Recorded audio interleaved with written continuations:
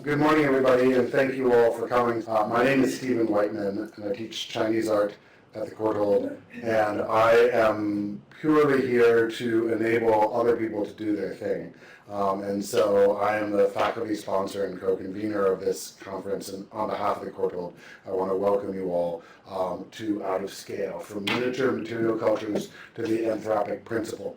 And mostly I want to just acknowledge first my co-conveners, the real conveners of this conference, Wenjie and Wang, who have brought together such a wonderful group of speakers and invited all of you to come to London to join us. And I also just want to thank the Research Forum, Leila Bambra and her entire staff, who have made today possible. As I'm sure all of you know, conferences are three-ring circuses at the very best. And this one has been, even a 2.5-ring circus. It's been quite good. But I just want to thank them for their tireless work bringing all the details together. And so, because we have many more interesting things to do today than listen to me, I will leave it at that. If you have any questions about the Courtauld, about the neighborhood, about where to have lunch if you're not one of the speakers, things like this, please don't hesitate to ask. So with that, if you have anything, please do let me know. And otherwise, I'll hand over to Wenjie. So good morning, everyone. My name is Wenjie. I'm completing my PhD at Princeton and also currently a fellow at CASVA.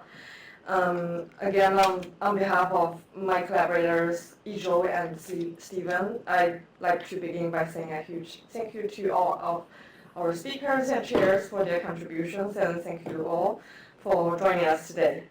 As we organized this event, we were really encouraged by the breadth and enthusiasm of the responses we received, which I think is an indication of how understudied the questions of scale remain in art history.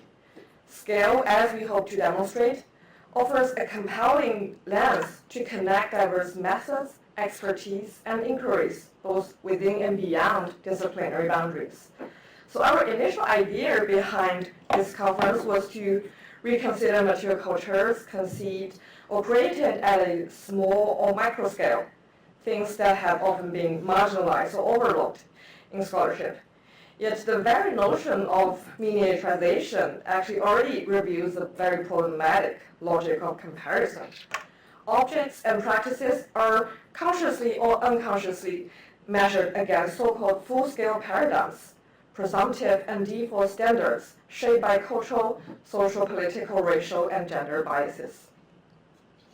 And I think it can be very well illustrated by these two examples, how dollhouses commissioned by wealthy female patients in the 17th century Netherlands were at times considered as frivolous counterparts to the ostensibly more intellectual art collections curated by male elites.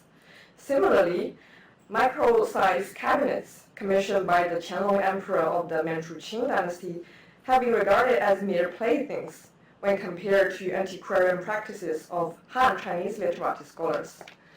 So over the next 2 days, our speakers will explore a wide range of case studies that challenge conventional narratives and interrogate the very dialectics of miniaturization.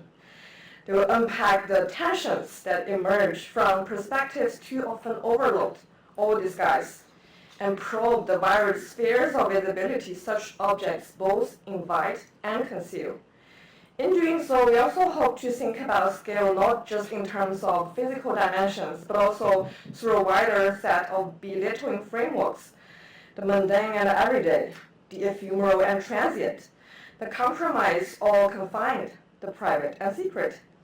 So as many of our speakers will demonstrate, these seemingly modest contexts can have resounding repercussions.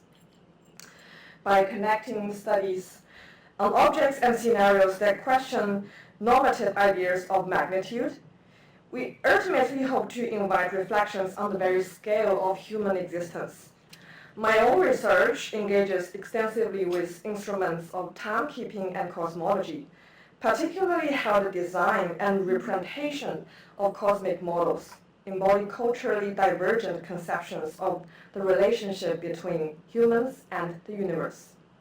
So looking at these two paintings, produced around the same time but at distant corners of the world, I think we're prompted to ask, can we grasp the cosmic blueprint through the contemplation of a miniature simulation, or are we inevitably situated and perpetually embedded within the vast celestial mantle? So as technology and imagination continue to transport human eyes and minds to ever more distant frontiers, our own presence is likewise put into perspective, and I think this paradox is powerfully encapsulated by the title image of our conference. Although later known as the Earth's Rise, this iconic photograph was originally taken from a sideways angle during the Apollo 8 mission in 1968, mirroring the spectacle of the moon in our night sky. The half-lit Earth appears small from the lunar orbit.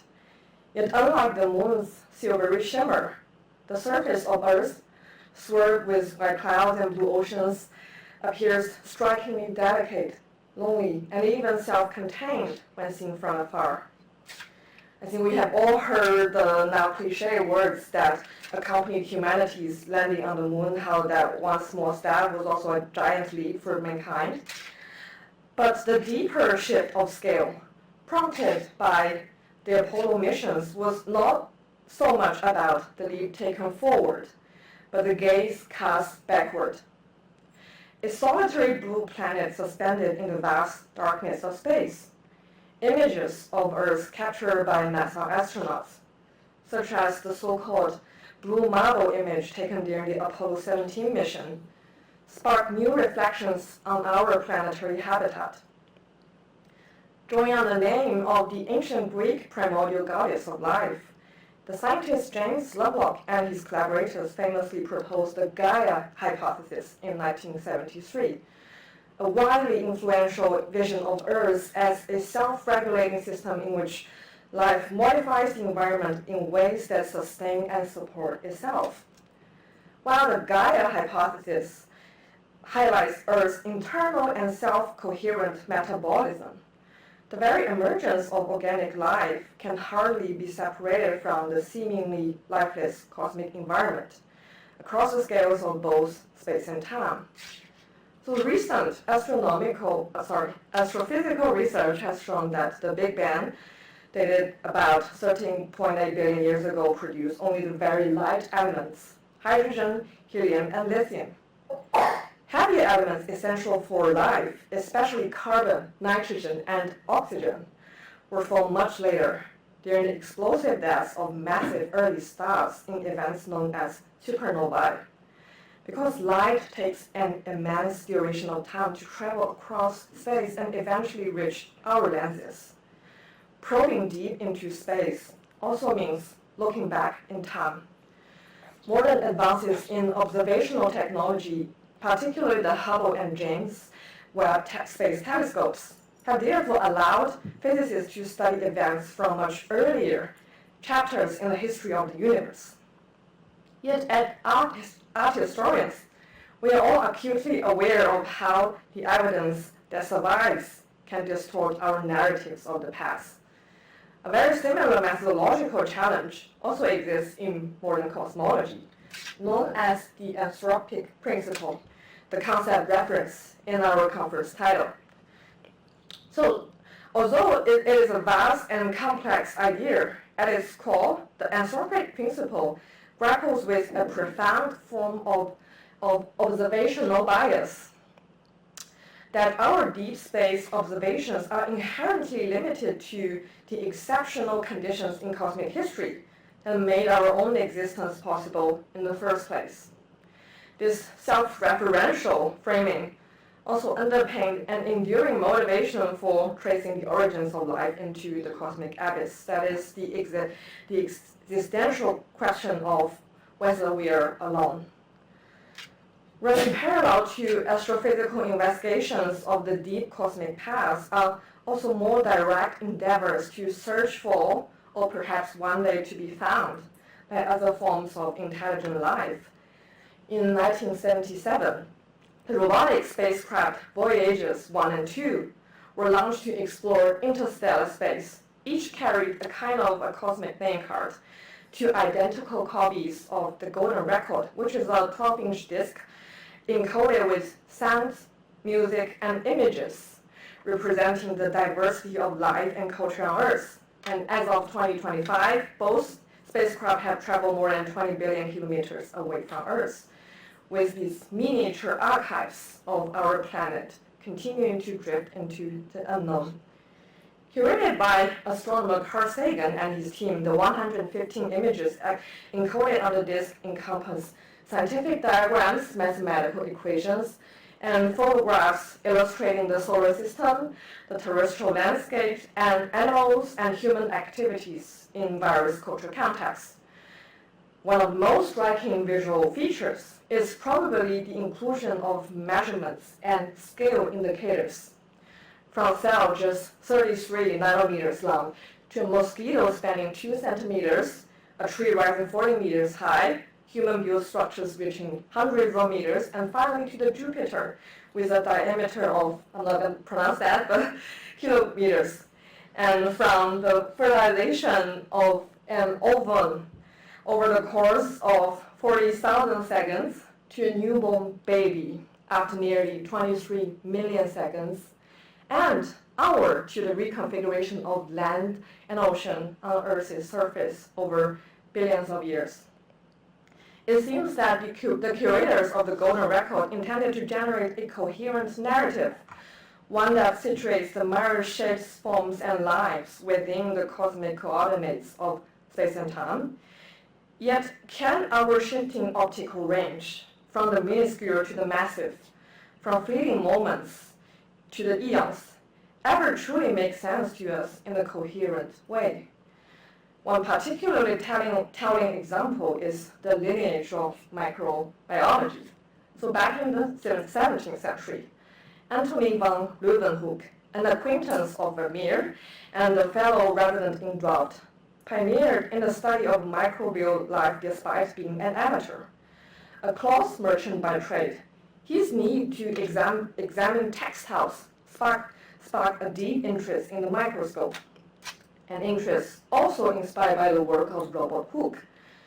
Although very much renowned as a scientist, Hooke's foundational training as a painter in London shaped the captivating illustrations in his widely influential book titled Micrographia, or some physiological description of minute bodies made by magnifying glasses. Continuing such visual sensitivity and refining the craft of lens polishing, Van Leeuwenhoek ventured into an even smaller world, invisible to our naked eye, unveiling bacteria living in symbiosis within larger organisms. Yet, his discoveries received very minimal immediate recognitions, and it was not until late 19th century that scientists established the germ theory, or causal links between microorganisms and deadly infectious diseases. The 2-century detour exemplifies humanity's prolonged neglect of vanishingly small entities and our recurring failure to articulate the relationships across the minute and the momentous. I shall end here with just one last image, a photograph recording a back-gazing moment of Voyager 1 as it continued to drift beyond the edge of our solar system, with the golden record remaining on board. So seen from about 6 billion kilometers away, you can see here is the dot. The one spectacular blue marble appears little more than a speck of light, rightly titled the pale blue dot. This image captures the enduring ambiguity underlying gestures of miniaturization, that an infinitesimal visual presence can be both self-humbling and self-important, blurring vanity with vulnerability, and sending out-of-scale echoes beyond its brief moment of existence. So that's all from me for now. And before I hand over to Yizhou, who will introduce our keynote speaker, I will just very briefly explain how the day will run. Each panel will begin with all papers presented in sequence, and each lasting no more than 20 minutes, followed by a joint Q&A. I'm just gonna, and just a quick reminder, Stephen already mentioned the sort of eateries around. The afternoon coffee break is open to all attendees, but the morning one is reserved for speakers and chairs. So, and finally, you are all warmly invited to this evening's drink reception. So without further ado, please join me and welcome Yizhou. Thank you so much, Wenjie, for giving such a beautiful introduction. I'm Yizhou Wang, a faculty member of Hong Kong Baptist University, and thank you all for coming here from different places in the world. It's my great honor to introduce our keynote speaker. Professor Lin Weizhen is an associate professor of art history and college Chinese art and architecture at the University of Chicago. He's a specialist of the history of Chinese art and architecture with a focus on medieval periods. His research particularly deals with the visual and material culture in Buddhist art and architecture, as well as China's funerary practice through history. He is the author of the book, Building a Sacred Mountain, the Buddhist Architecture of China's Mount Wutai, which is published by the University of Washington Press in 2014. He's now working on 2 book projects, including Performative Architecture of China and Fragments of Chinese Artifacts. He's also leading a significant Dispersed Chinese Art digitalization project, which digitally reconstructs damaged works of art in original spatial context. Professor Lin has been quite interested in scale issues, and he has published articles on this topic, especially in recent years, which is obviously our conference theme. So today, Professor Lin will enlighten us with a keynote titled Scalar Imagination, China's Small Architecture. Due to the tight schedule, actually after the talk, we will not have a Q&A directly. We'll go to the refreshment break, but please save your questions. There is plenty of time for you to ask Professor Lin during the break and also during the whole conference. So now let's warmly welcome Professor Lin Weizhen. Good morning. Thanks, Yizhou, Wenjie, and Stephen for the invitation. It's a great pleasure and honor to be here to speak to everyone about my research, to share with you my research. This is part of my book project.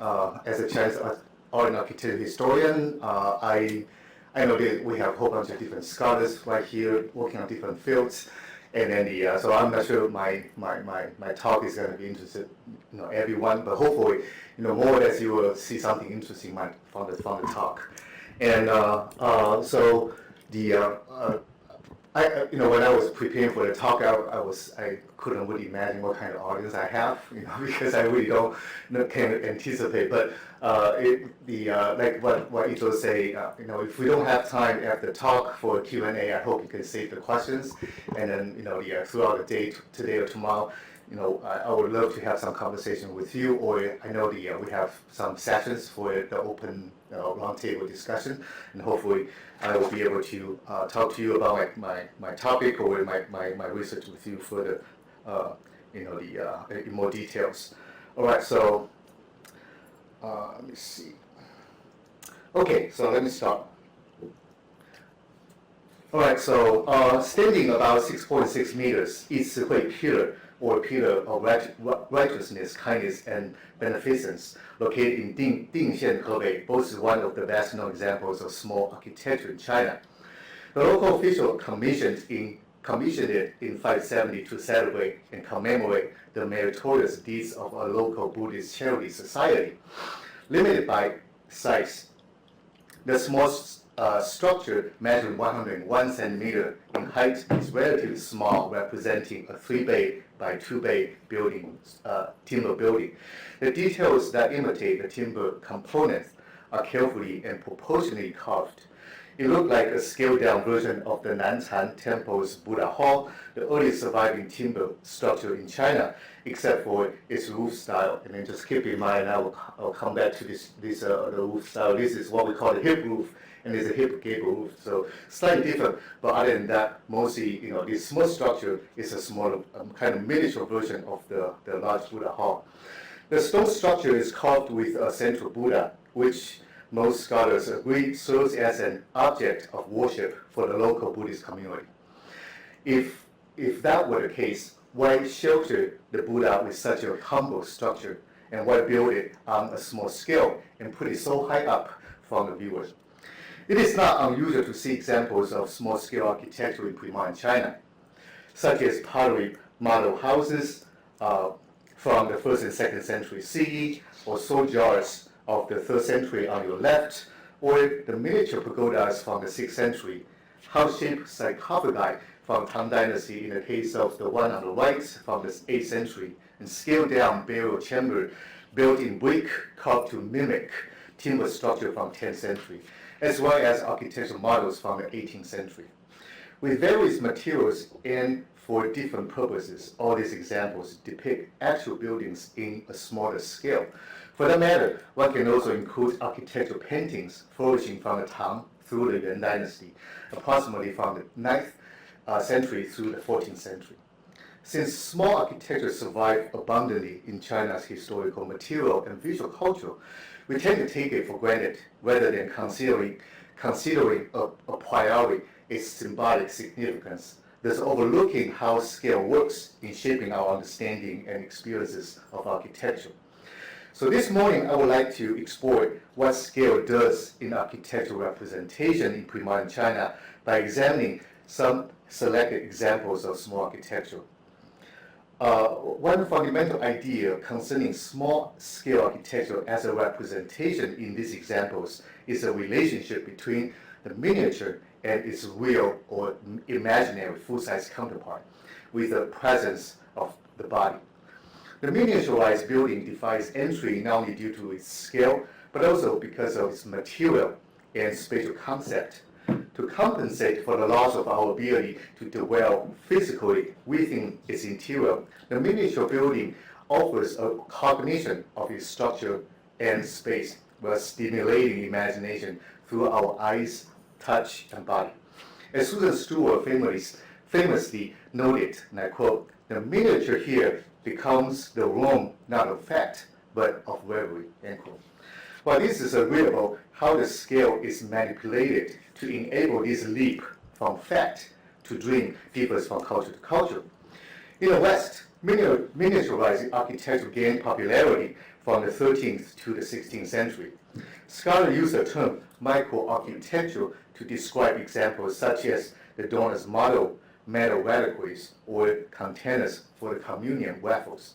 Although these tiny buildings are rarely exact replicas of existing structures, they are often crafted with such exquisite opulence that their dazzling visual appeal and structural complexity, unimaginable in larger buildings, solicit our imagination of the splendid macrocosm. In contrast, the stone Buddha Hall is humbler, firmly resisting the conceptual leap from the micro into the macro world.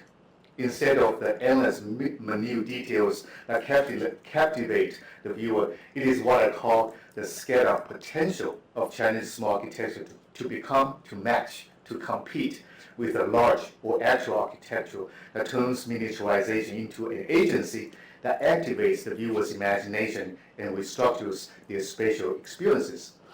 It is in this regard that I propose to call Chinese miniaturized architectural representations small architecture. And you will hear, throughout that talk, I talk about small and large. Small means, it's tiny, the kind of virtual space of the miniature architecture, and its counterpart will be the large architecture. And then you will see that, in the Chinese context, you'll constantly see the small refers to the large, and large can be scaled down to the small. And that's the reason why I call this kind of small miniature architecture representation as small architecture, rather than using these micro or macro kind of terms. So in the rest of the talk, I will demonstrate how the scalar potentiality has developed and transformed through history by focusing on 3 historical moments or periods. The first is from the 2nd to the 7th and 8th centuries, and second, around the 10th and 11th centuries, and the third, the late imperial era, focusing on the 18th century. I will draw examples from various contexts, many of which serve different purposes. What justifies my selection of examples is their use of scale, not merely on the formal terms to alter their appearances, but as an important spatial technique to engage viewers in the scalar imagination. So my first section. So the earliest surviving examples of small architecture in China were found in tombs. As early as the 5th century BCE, building models alongside anthropomorphic miniatures were included in the burials of social elites. The practice became popularized during the 1st through the 4th century CE. Middle potteries, these models on the screen, such as multi-level watchtowers, granaries, or animal pens, generally known as mingqi in Chinese, or spiritual vessels, were created as symbolic surrogates of real-life architecture intended to accompany the dead into the afterlife. Although mingqi models look like miniature replicas, their forms are not strictly mimetic, but abstracted, reduced, or exaggerated to intensify the substance of the property they represent. Miniaturization does serve as a means of capturing the essence of something larger and more permanent that exists outside the time and space of this world. The Mingqi models find similar examples in many other cultures, such as Egyptian and Mexican ones on the screen, but the small architecture of my topic is slightly different. It was first found in tombs of the 3rd and the 4th century CE, that is so-called sojars, or hunping in Chinese. Made of glazed ceramic, sojars feature a complex miniature architecture atop a container. As you can see right here, you have the architecture on top, and there's a container at the bottom. So where container implies the place of the posthumous soul in a tomb, the architectural complex symbolizes the heavenly palace located out there on top of the mythical mountains where the immortals reside in China's extreme east or west. So here, since you have two parts, one, the container is right here for the soul to stay, but the top right there represents something out there. So kind of being a replica right here in the tomb. So the superstructure thus creates a physical built environment in miniature to imagine the heavenly realm and the immortal land. Yet look closely. The gate tower in the circle of the soldier also serves as a portal to get there from here. So it seems like through this portal you can get from here to the immortal land out there. So and metal plaques were found in the tombs of this time, engraved with images of gate towers making the entrance into heaven occupied by rare animals and deities. So all this is drawings of the metals kind of plaques that are also found in the tombs. So you can see that is the gate towers right here. And then inside, and there's two characters right here, you can see right here in Chinese, called celestial gate. And it seems like you through this gate, you can reach behind this, auspicious animals and also deities right inside the gate. So the gate tower also on the soldier, so you can see that right there. The gate tower on the soldier similarly point to the pathway for reaching the heavenly palace, consisting of the central building surrounded by another fort at the center. So through this, the gate tower, you can kind of ascend to this area that represents, the heavenly palace somewhere else. So the small scale of the soldier thus signifies, frames, and alluded to soul, the essence of human subject, as invisible miniature to be transported in the afterlife to the transcendent realm through the portal of the miniaturized architecture. The maker of these soldiers didn't invent ideas of heavenly realm on mythical mountains or use of miniature architecture to represent it. In ancient China, divine mountains were recorded as being located in the East Sea, popularized by immortals and auspicious animals. Many sought to find their ways there, but whenever they drew near, the wind would drive them away. Even so, the mountains were spotted as built with gate towers and palatial architecture made of gold and silver. In another record, Emperor Wudi of the Han Dynasty during the 2nd century BCE was lured to immortality. To pursue it, he erected a copper post that supports a miniaturized chamber in the imperial garden, acting as a synecdoche of the palatial architecture to evoke the mysterious scene of the immortal land. So the small architecture becomes kind of part of another something bigger. So in short, miniature architecture in ancient China was primarily related to indigenous belief about the afterlife and or immortality as demonstrated. It provided an architectural form to the otherworldly location and simultaneously served as a conduit or portal to reach it. Although merely representational, its small scale makes the immortal land more perceivable and potentially reachable, and thus immortality more attainable. When Buddhism arrived in China, the new religion quickly adopted this visual language to configure its heaven. For example, the depiction of Tusita heaven, where Maitreya, the future Buddha, resides, is represented by an image of a 3-bay white timber structure on the side wall of the antechamber of Cave 9 in Yungang, dated to 470. Identified by his cross angle, right here, the future Buddha is housed within the structure, which is quite simple, right? Yeah, that stands for his heavenly palace.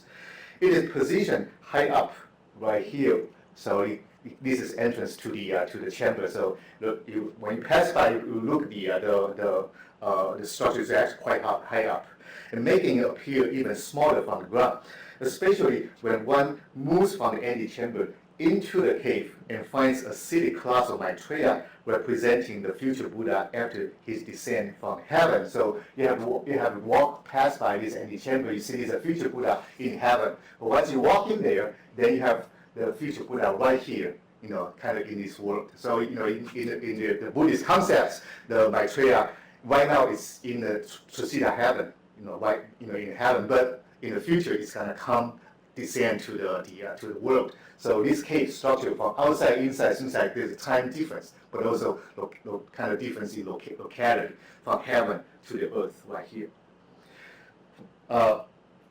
So with these precedents and textual records in mind, the smallness of the stone Buddha hall that crowns the east-way pillar cannot be taken for granted, but as a critical means of enacting architectural imagination.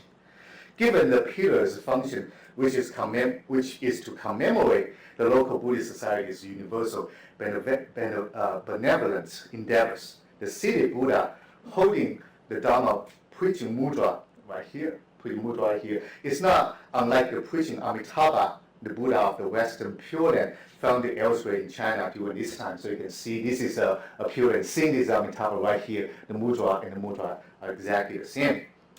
So, and decorated with the lotus motif shown on the underside of the abacus, which symbolizes the paradisical world, the modest Buddha hall aspired to the Pure Land on a much grander scale and loftier height than it appears. So this is a base that supports the entire whole thing. And underneath that, you can see these the lotus flowers, which are, of course, symbolize kind of the Pure Land world. In other words, the stone Buddha hall acts as a synecdoche semiotically, and its miniaturization under formal terms intensifies architectural imagination. This also explains why the hip roof, the most prestigious roof style in Chinese building conventions, were chosen to top the otherwise humble structure. So this hip roof we consider as the most prestigious kind of type of roof, right? So topping this small structure that actually represents or symbolizes something that's actually much grander and loftier. So judging by how the idea of small architecture developed around this time, its smallness is further predicated on two crucial premises about scale. First, scale is a relational concept. Miniature is often used as a catch-all term for any reduced scale, small-sized things, and has been theorized as a specific object type.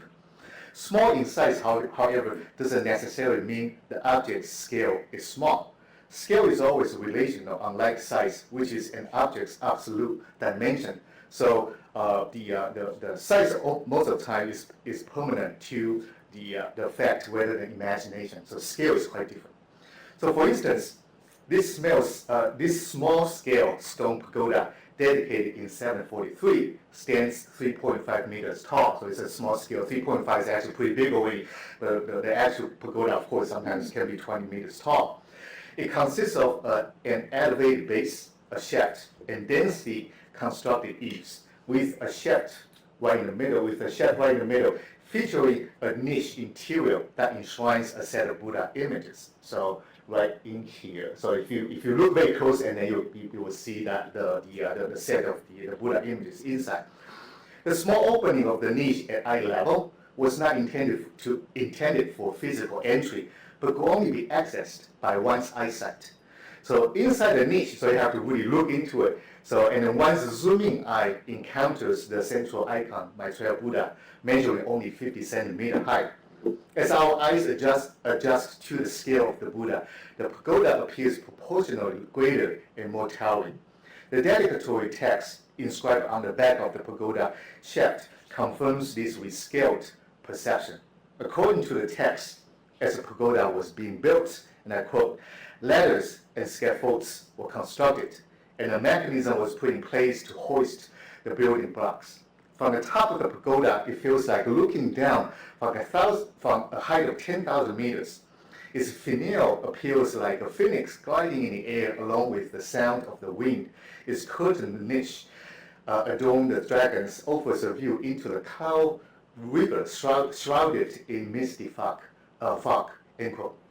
The eulogy, of course, is hyperbolic, but it's important to know that rescaling displaces the viewer, positioning him or her to envision the pagoda in a very different scales. So when the pagoda itself is small already, and you zoom in through small things, and all of a sudden feel like the whole thing is become bigger. So this kind of rescale will displace your sense of scaling, and it becomes possible for you to see the things in different kind of scaling kind of position.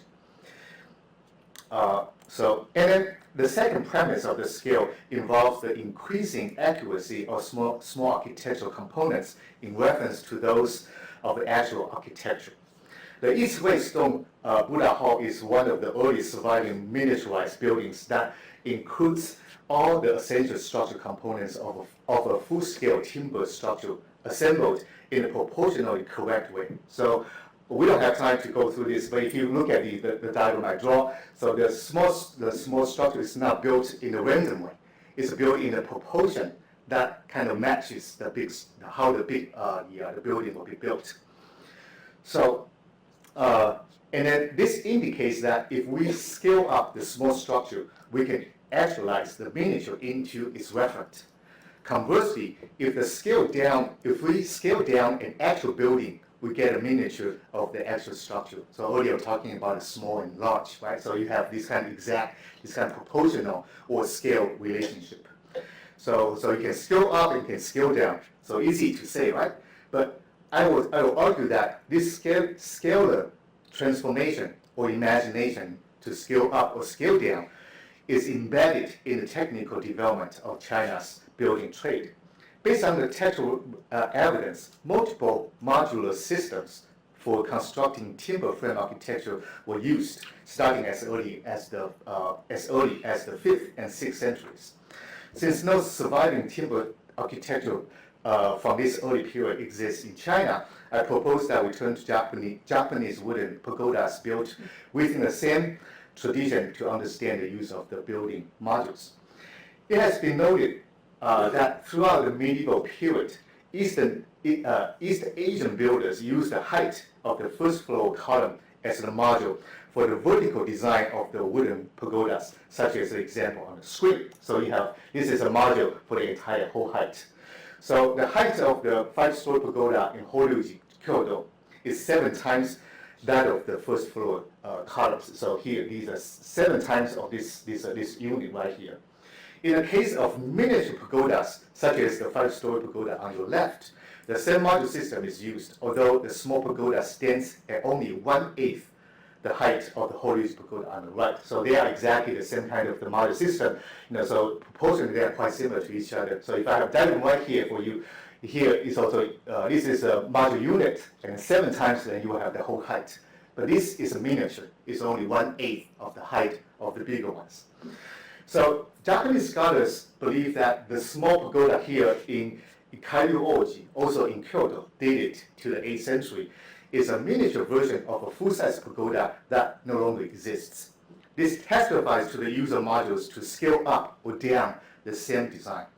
Now installed indoors, the small pagoda is simultaneously a sacred building and a means to imagine the full-scale pagoda through its meticulous create details, actual interior space, and most importantly, the scalar relationship between small and large versions of the same pagoda. Looking at it, one could almost imagine entering the pagoda through the scalar relationship. This feeling of entering a virtual space reminds me of the architectural paintings of the 10th century Chinese master Guozhongshu. Once his painting was praised by a scholar called Li Jian, noting that his painted buildings, I quote, appear spacious inside, such that one feels one could step into it, end quote. Yet, Li Jian didn't attribute this pictorial reality to the painting's illusionism. Instead, it was because of the accuracy of the scaling method, as the Li Jian writes, and I quote right here. Guozhongshu used an infinitesimal unit to mark off an inch, a tenth of an inch to mark off a foot to mark off 10 feet, increasing thus with every multiple, so that if he built a large building based on his architectural paintings, everything would be to scale without even a smallest discrepancies, end quote. So modules were devised to accurately convert the building scale or rescale it when making architectural paintings or constructing actual structures.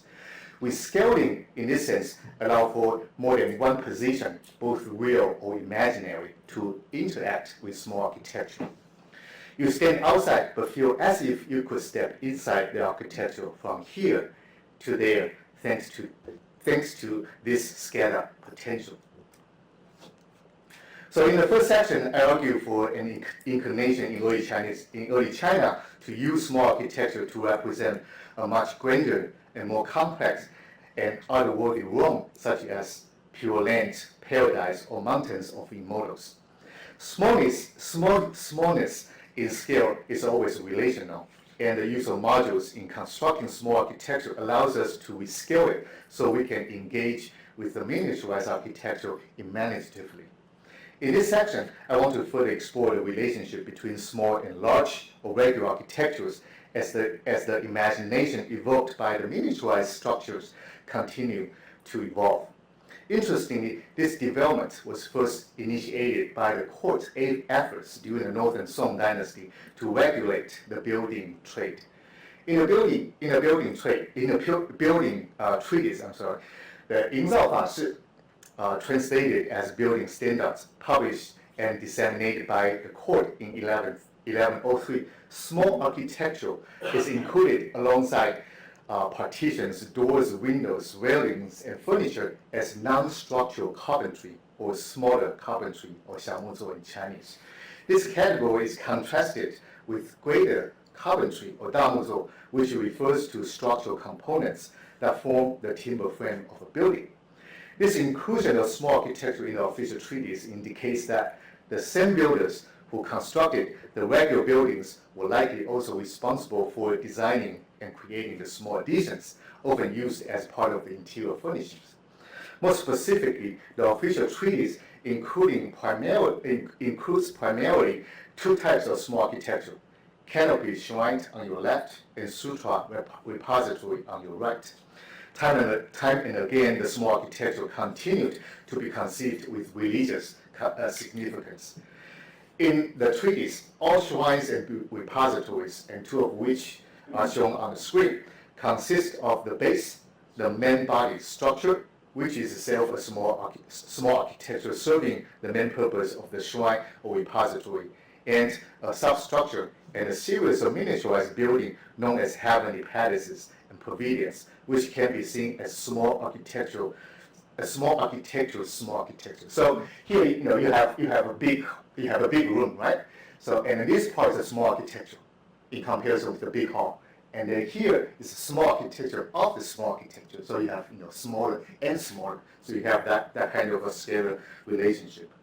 So, and more importantly, for our purpose, all the timber components of the small architecture on reduced scales are specified in the official standards to be constructed proportionally using the same modular system as regular architecture. So everything you build right here, you should build in the exact way that you will build the big architecture.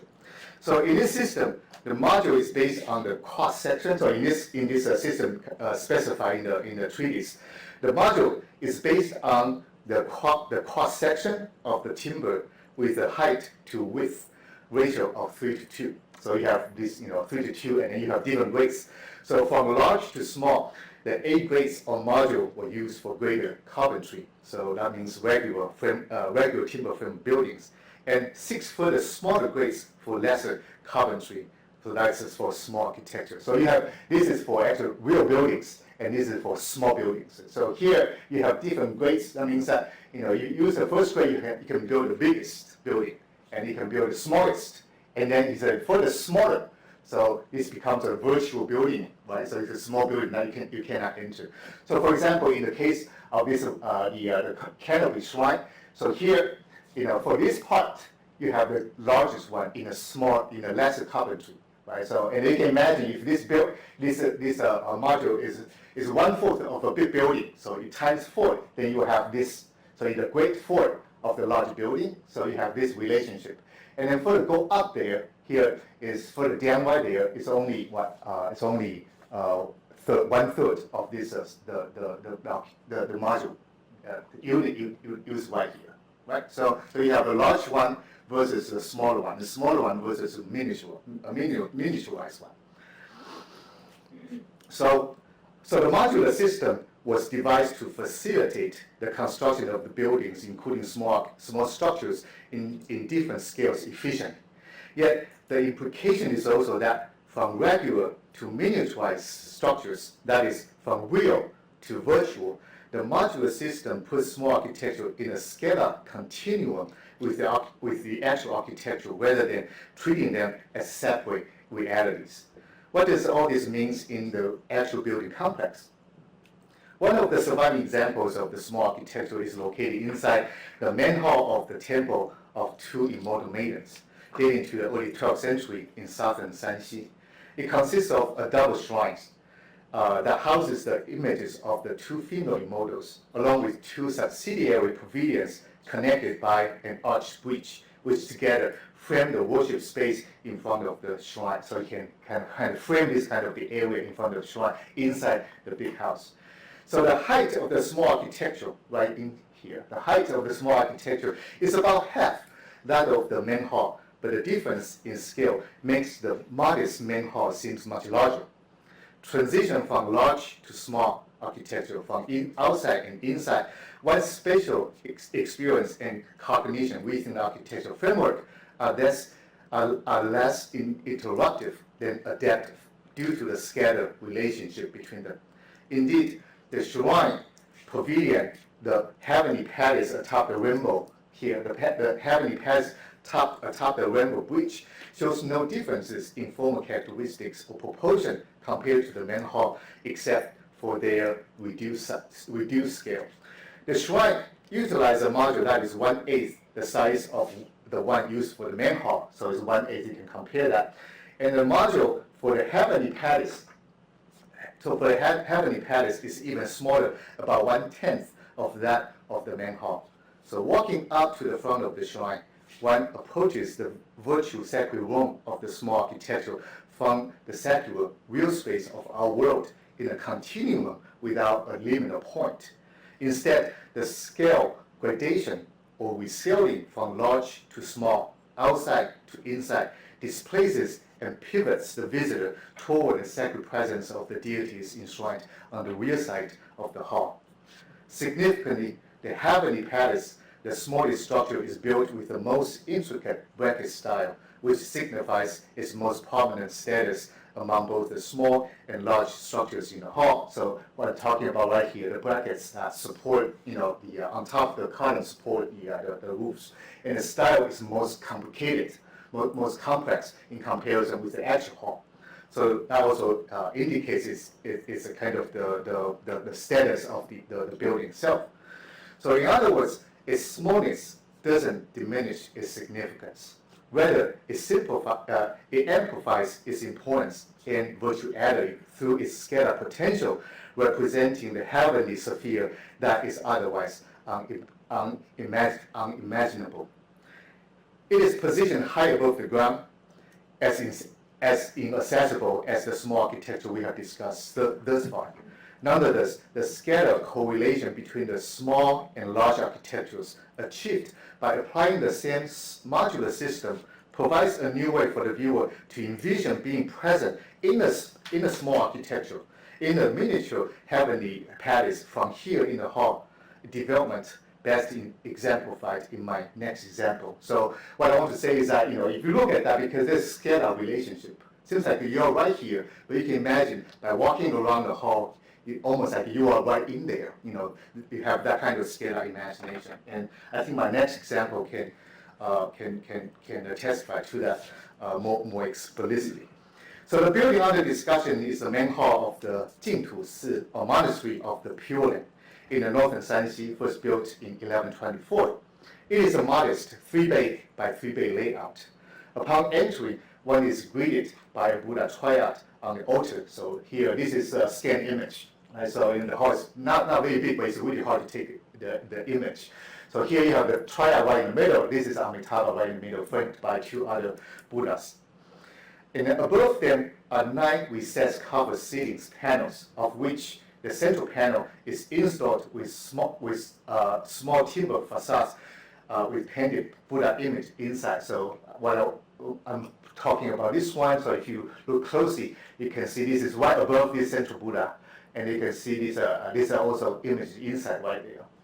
So using the same module system, the scale of the small facade right here is 1/8 that of the Buddha hall. However, its bracket style is intentionally more complex and intricate, signaling its elevated status. Scholars have been puzzled by the unusual many covered ceilings panels that cover the entire interior ceilings, right? So altogether 9 of them right there. And I contend that the interior of the hall should be envisioned as a Pure Land, presided over by the Amitabha Buddha right in the middle, surrounded by many other Buddhas. My contention is based on the multiple correlations between the hall and the ceiling panels presented as miniaturized architecture.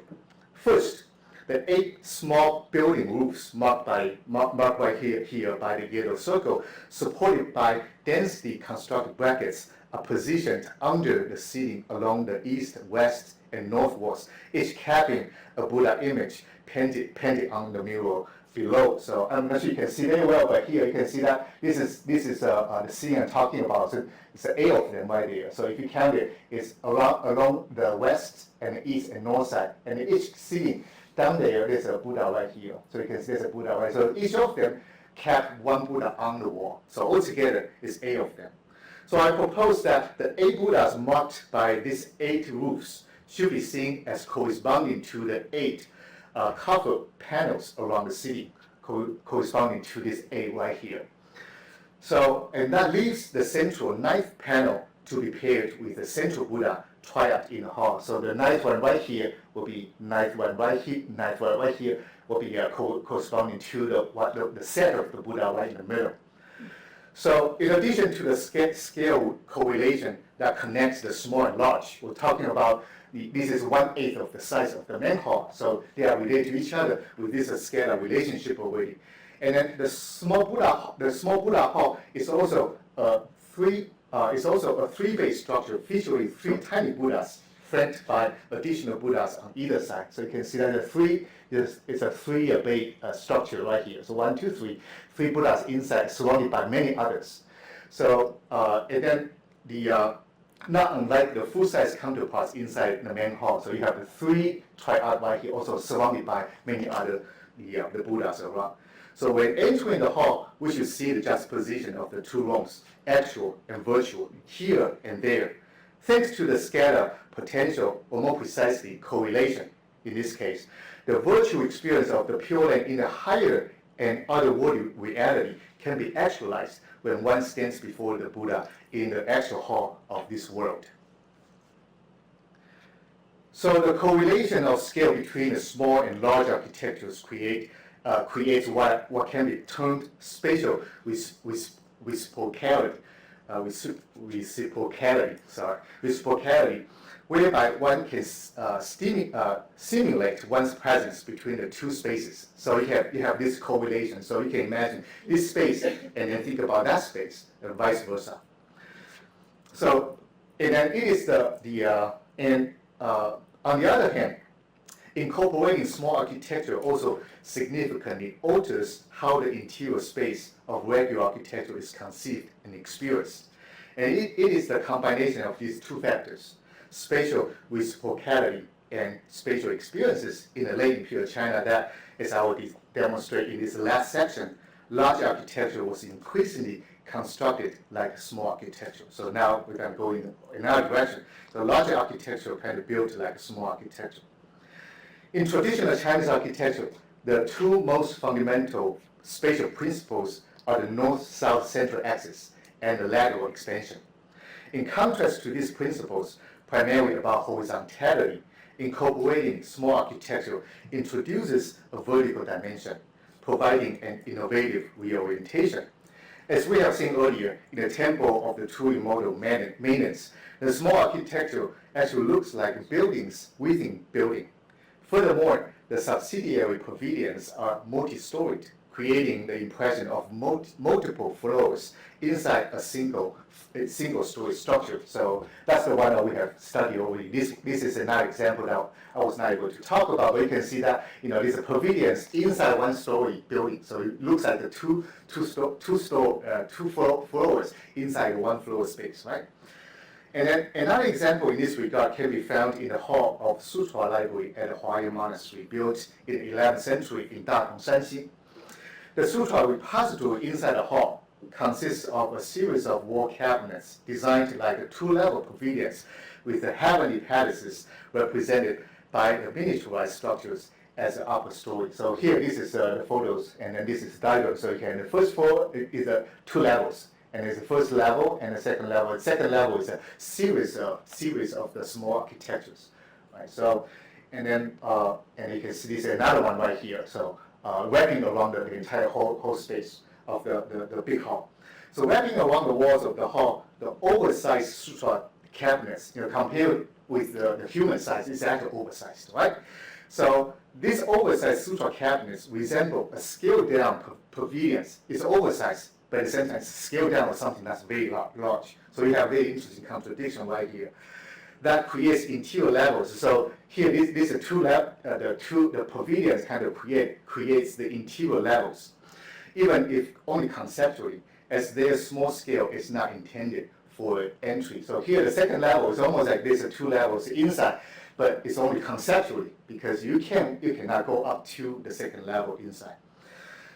Toward the late imperial era, we begin to see interior vertical levels outside the religious context as small structures emerged within residential architecture. So toward the late imperial China, finally, small architecture also was built inside this domestic architectural context.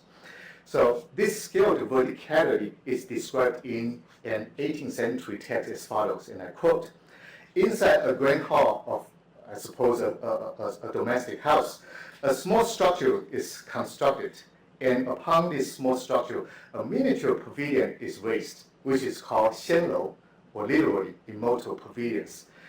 There are craftsmen in the lower reach of Yangtze River who possess peerless skills in building such small structures," end quote.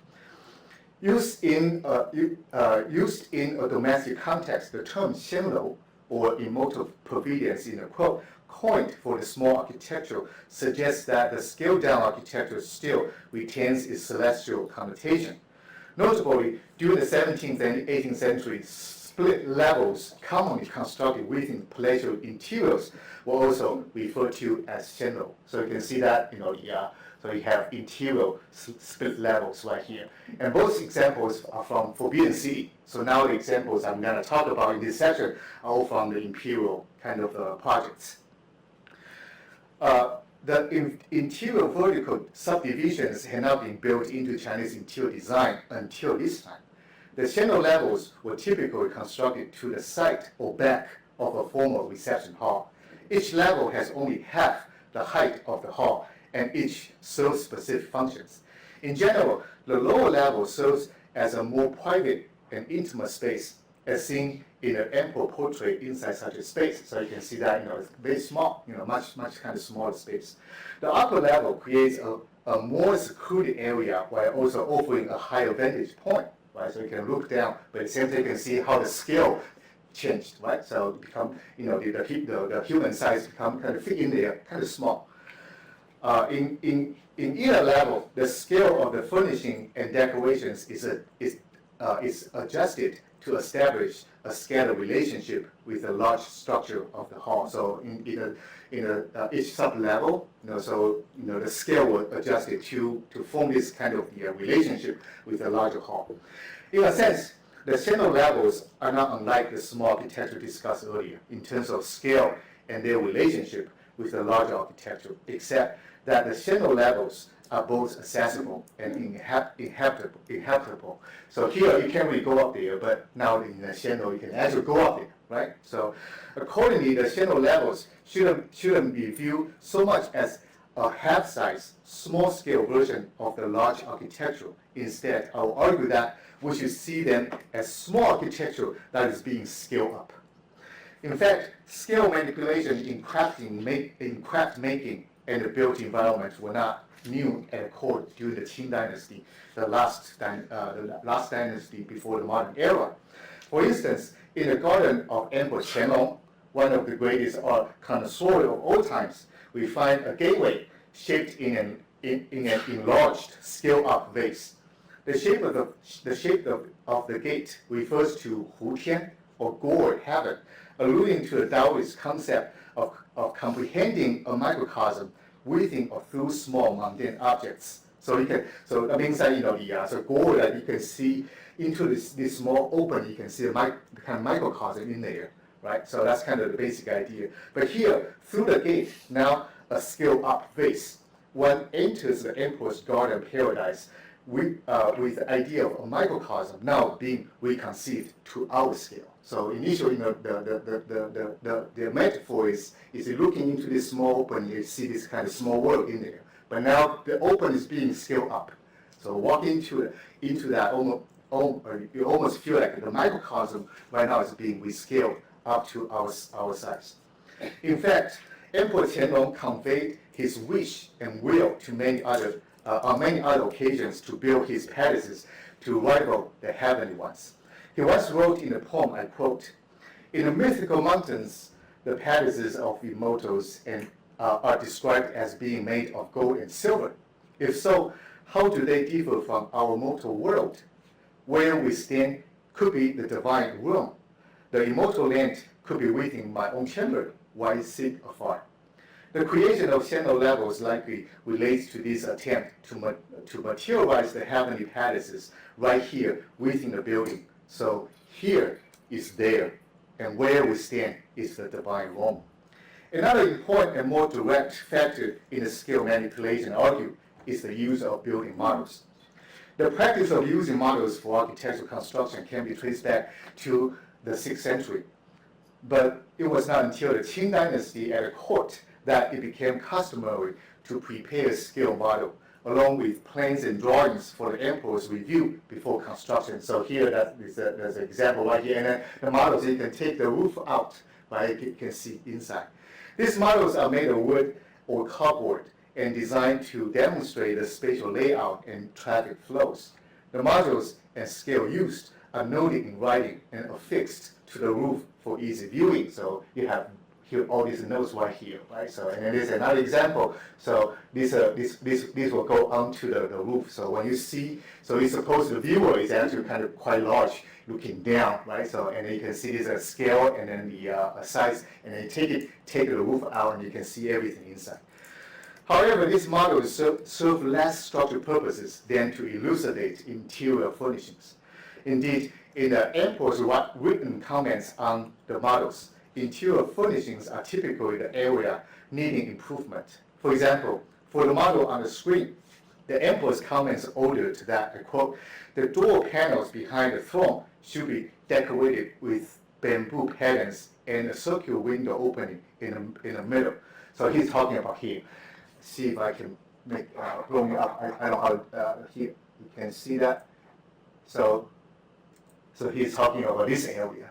So it's kind of quite amazing, right? So the emperor actually kind of pays such an attention. Or on the second level, the comments goes that if Abram board, referring to this area, so he said the boards should use glass covers painted with flowers and lit from inside, end quote.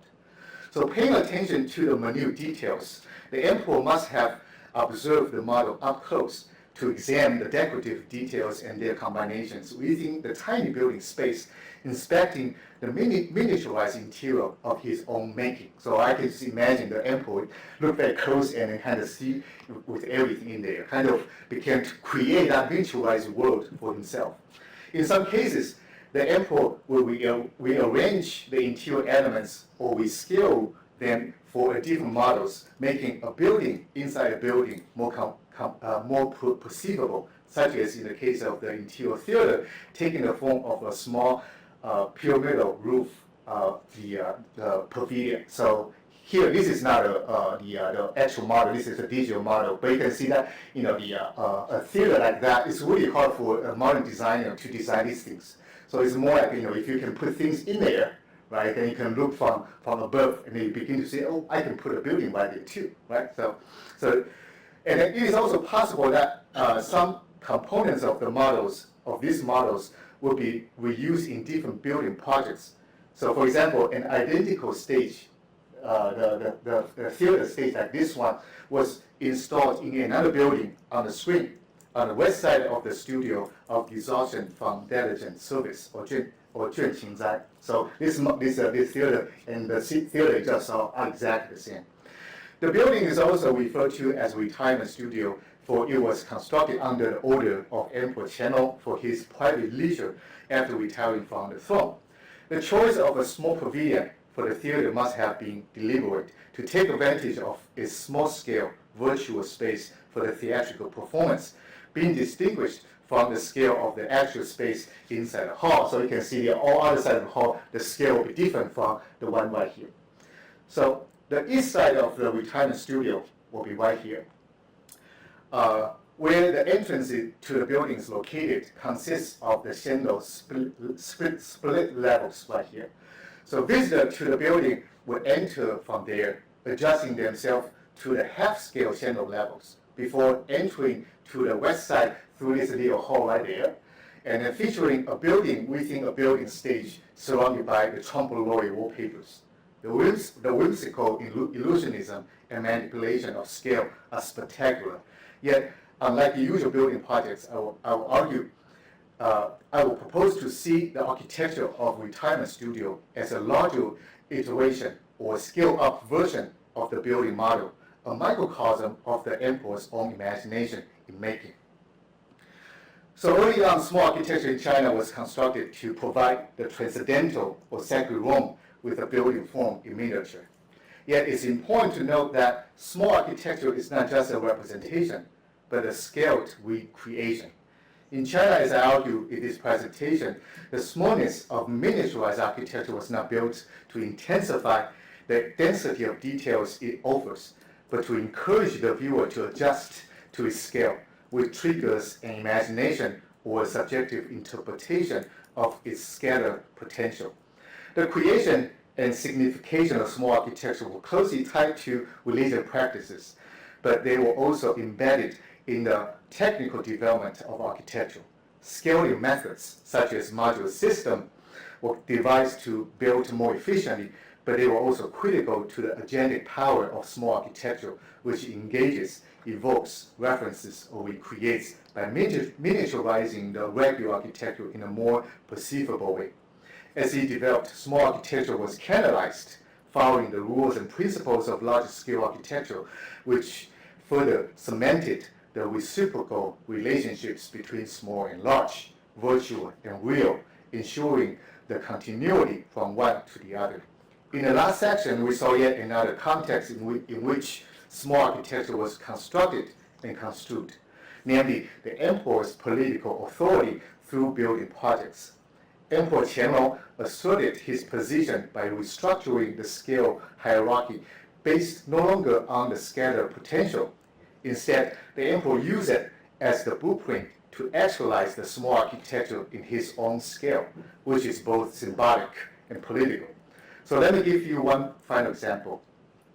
So the largest building inside the Qianlong Garden, so this is Qianlong Garden's models right here. I'm talking about this building, the largest one in the back.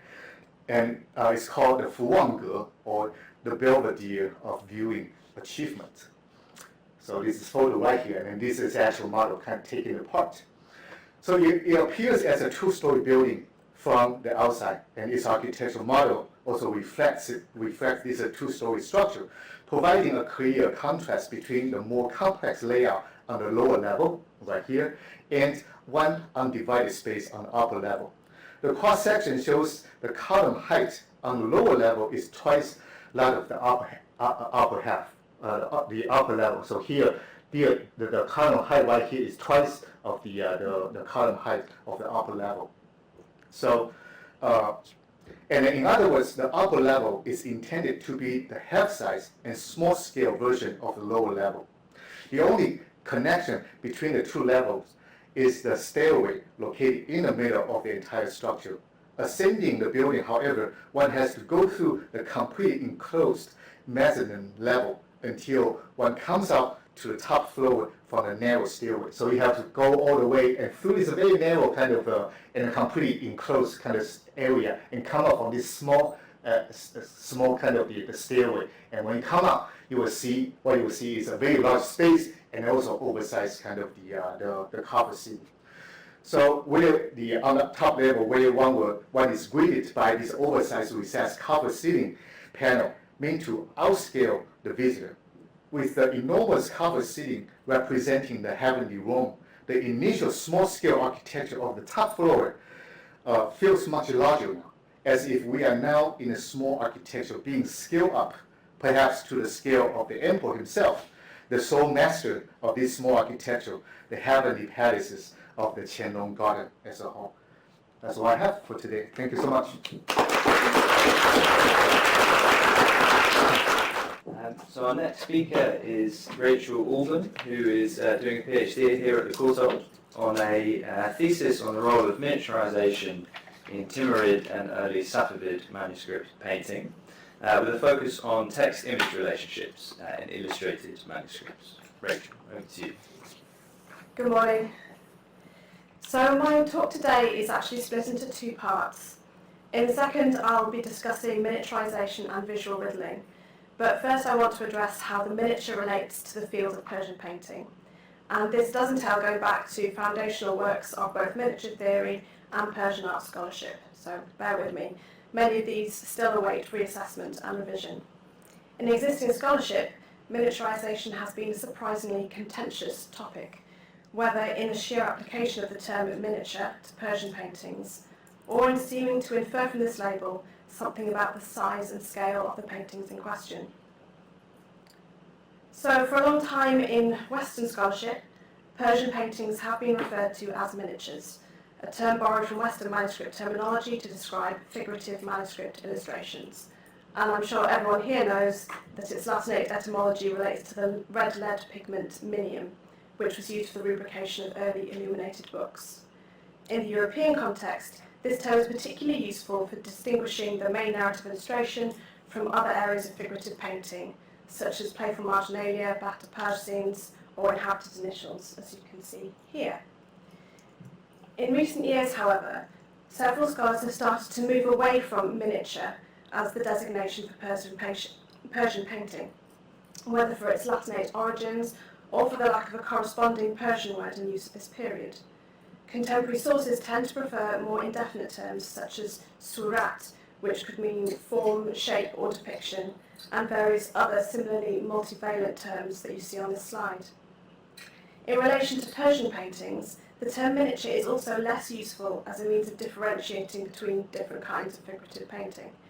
In the 15th and 16th centuries, narrative paintings often filled the entire folio, as you can see, and rarely competed with other figural images. And even where they did, as in the marginal decoration on the left, monochromatic vegetal designs predominated, as well as non-figurative techniques such as gold sprinkling or marbling. However, in an explicit comment on this terminology, the scholar Iris Porter rejected the term miniature because, quote, "the meaning of the word has departed so much today from its original meaning to take on the modern significance of tiny model." The migration of the word from the codicological to matters of size and scale is beyond the scope of this talk, but Porter is not the only scholar to have questioned an association of Persian painting with smallness. Early experts on Persian painting, such as Binning, Wilkinson and Gray, seemed to view any assessments which highlighted the small size and scale of these paintings as pejorative, and they argued vehemently that, quote, "their small scale is not in the least essential to them," and I've here very inexpertly mocked up a double-page painting to the size of a mural, as this seems to be the scale at which the authors think the true qualities of Persian paintings should become apparent. Whether or not the word miniature is a helpful label for Persian paintings, my research contends that the predominant mode of manuscript painting in the Timurid and early Safavid periods was certainly miniature by nature in its deployment of size and scale. However, this claim does require qualification and the reframing of the miniature from object to method. For example, if a miniature is something that is small in external dimensions, then most Persian paintings are not. Miniature books were produced, such as the tiny Quran on this slide, and many literary manuscripts have the modest dimensions of a modern paperback, but many more were the size of A4 or sometimes larger. Secondly, if a miniature is not only small, but as we've heard already, relational to or shrunk down from some original normative size, then we also run into trouble. Persian paintings doubtless depicted their subject matter at very diminished scale, shrinking people and buildings to the matter of centimetres. However, it is doubtful that contemporary viewers saw manuscript paintings as contracted versions of some other normative kind of image. Images on the scale of Western easel paintings, for example, were not made until the 17th century. As scholar and curator Stuart Carey Welch remarked, quote, "the very large wall paintings and the very small pictures for manuscripts and albums were the rule." One possible scale of comparison then were wall paintings. Very few survive, and it is not at all clear that such paintings were analogous in style or subject matter. Depictions of wall paintings, such as in this illustration from the Shahnameh of Chateau Mosque, show monochrome, linear, spacious designs which differ greatly from the density of the manuscript painting itself. In what sense, then, can we describe certain Persian paintings as miniaturized? If we consider the Safavid painting on this slide, a famous depiction of the opening scene from Ferdowsi's Shahnameh, or Book of Kings, we find a concentrated pictorial field amidst wide gold-flecked margins. In depicting the court of the first Persian king, Gayumas, the artist Sultan Muhammad has created a busy congregation of tiny figures and creatures, while immaculately delineated vegetation and rocks spill from the fine ruled border. And even the larger main characters here measure only 16% of the picture height, and I haven't been able to measure this in real life, but probably only 4 centimetres. And new details constantly reveal themselves, from tiny monkeys that you should be able to see cavorting in the treetops, to needle-like tufts of grass and elusive hidden rock faces, which I've circled in red to help. In short, this style of painting is predicated on a multifaceted aesthetic of miniaturisation, which involves the unnecessary smallness of the image compared to the folio, the gratuitous diminution of figures and landscape features in relation to the picture plane, an abundance of minute detail, and the miniaturisation of the very marks of making. Now, while Sultan Muhammad's painting is an exceptional work, in 15th and 16th century Persian manuscripts, the pursuit of these miniaturised qualities was not at all unusual, from tiny calligraphy to intricate illumination. And even the earlier Timurid painting on this slide, which initially seems much less preoccupied with ostentatious minutiae, is still suffused with exquisite, subtle and pervasive detail. And apologies for my unaesthetic fingers. In the 15th century, there were other styles of painting that pursued very different artistic strategies. The so-called historical style, for example, favoured large-scale figures and striking dramatic compositions, as you can see in the right-hand painting of the hero Rostam slaying a dragon. But during this period, it was increasingly the miniaturised mode that dominated royal and courtly manuscript production. The question then is why this aesthetic of miniaturization was so valued in Timurid and Safavid Iran. Existing theories of miniaturization, many developed in relation to Western literature and art objects, do not seem to offer very compelling answers. Where Persian paintings depicted images of bloody wars and heroic feats, Ralph Rogoff has described how in the West, quote, very small artworks were typically looked down upon as timid and unadventurous, and as domesticated by a size shared with doll's house miniatures, souvenirs and precious collectibles. A foundational and well-rehearsed statement in this regard was made by the anthropologist Levi Strauss, who argued that, quote, the intrinsic value of a small-scale model is that it compensates for the renunciation of sensible dimensions by the acquisition of intelligible dimensions. And he believed that this accessibility arose because a modèle réduit could be held in the hand and apprehended in a single glance. The philosopher Gaston Bachelard also claimed that, quote, the cleverer I am at miniaturizing the world, the better I possess it. In the few cases where miniaturization has been studied in relation to Islamic art, scholars have drawn on just these ideas. In relation to architecturally inspired medieval objects, such as the 12th or 13th century house model here, Margaret Graves has argued that, quote, miniaturization becomes a means of capturing the essence of something larger and less directly tangible in order to control, protect or possess it, as well as to take delight in it. This analysis might be very persuasive in relation to three-dimensional miniatures such as this model, but I would argue that the same principle cannot be applied to a miniaturized painting, such as the famous illustration here by the late Timurid master, Besod. It depicts the impassioned pursuit of Joseph or Yusuf by Potiphar's wife Zuleika through a dazzling, collage-like architectural maze constructed out of intricately patterned planes and closed doors. The text boxes have also been fragmented, and several inscriptions have been hidden amidst the complex ornamentation so that they are easy to miss and frequently hard to decipher. While not miniature in overall dimensions, this scene is truly miniaturized in terms of abundant, intricate detail and diminutive figural scale. It is hardly possible to absorb this image in a single glance, and our restless, bewildered gaze evokes Zuleika's grasping frenzy. Nevertheless, one scholar's analysis of Besod's style entailed the following comments about miniaturization. Quote, quantitatively diminished, the contents of a miniature image appear qualitatively simplified and less formidable. In other words, the world it represents becomes accessible, enhanced, and suddenly within reach of the viewer. However, I would argue that even the most knowledgeable and refined Safavid and Timurid viewers did not consider such paintings accessible or qualitatively simplified. Instead, Persian painters pursued increasingly miniaturized details and complex compositions in order to create a sense of cognitive resistance that defies anthropocentric modes of tactile and intellectual possession. 16th century written sources strongly support the impression that contemporaries valued visual art that somehow exceeded their cognitive grasp. In the late 16th century treatise on calligraphers and painters, Ghazi Ahmad praises the painter Sorodeki Beg in the following terms, quote, in drawing and colouring and illustration, he is to the last degree the master, and has brought shattering to such a place that the eyes of the insightful have become amazed and perplexed in considering them. Unlike the sense of delight that Margaret Graves associates with miniaturization, Ghazi Ahmad here uses the term hayran, which means bewildered or perplexed. And the famous Persian dictionary by de Khodar even describes hayran as losing oneself as a result of gazing on something, as khud bi khud shadam, suggesting how the miniaturized mode of Persian painting was seen to destabilize the primacy of the human perspective.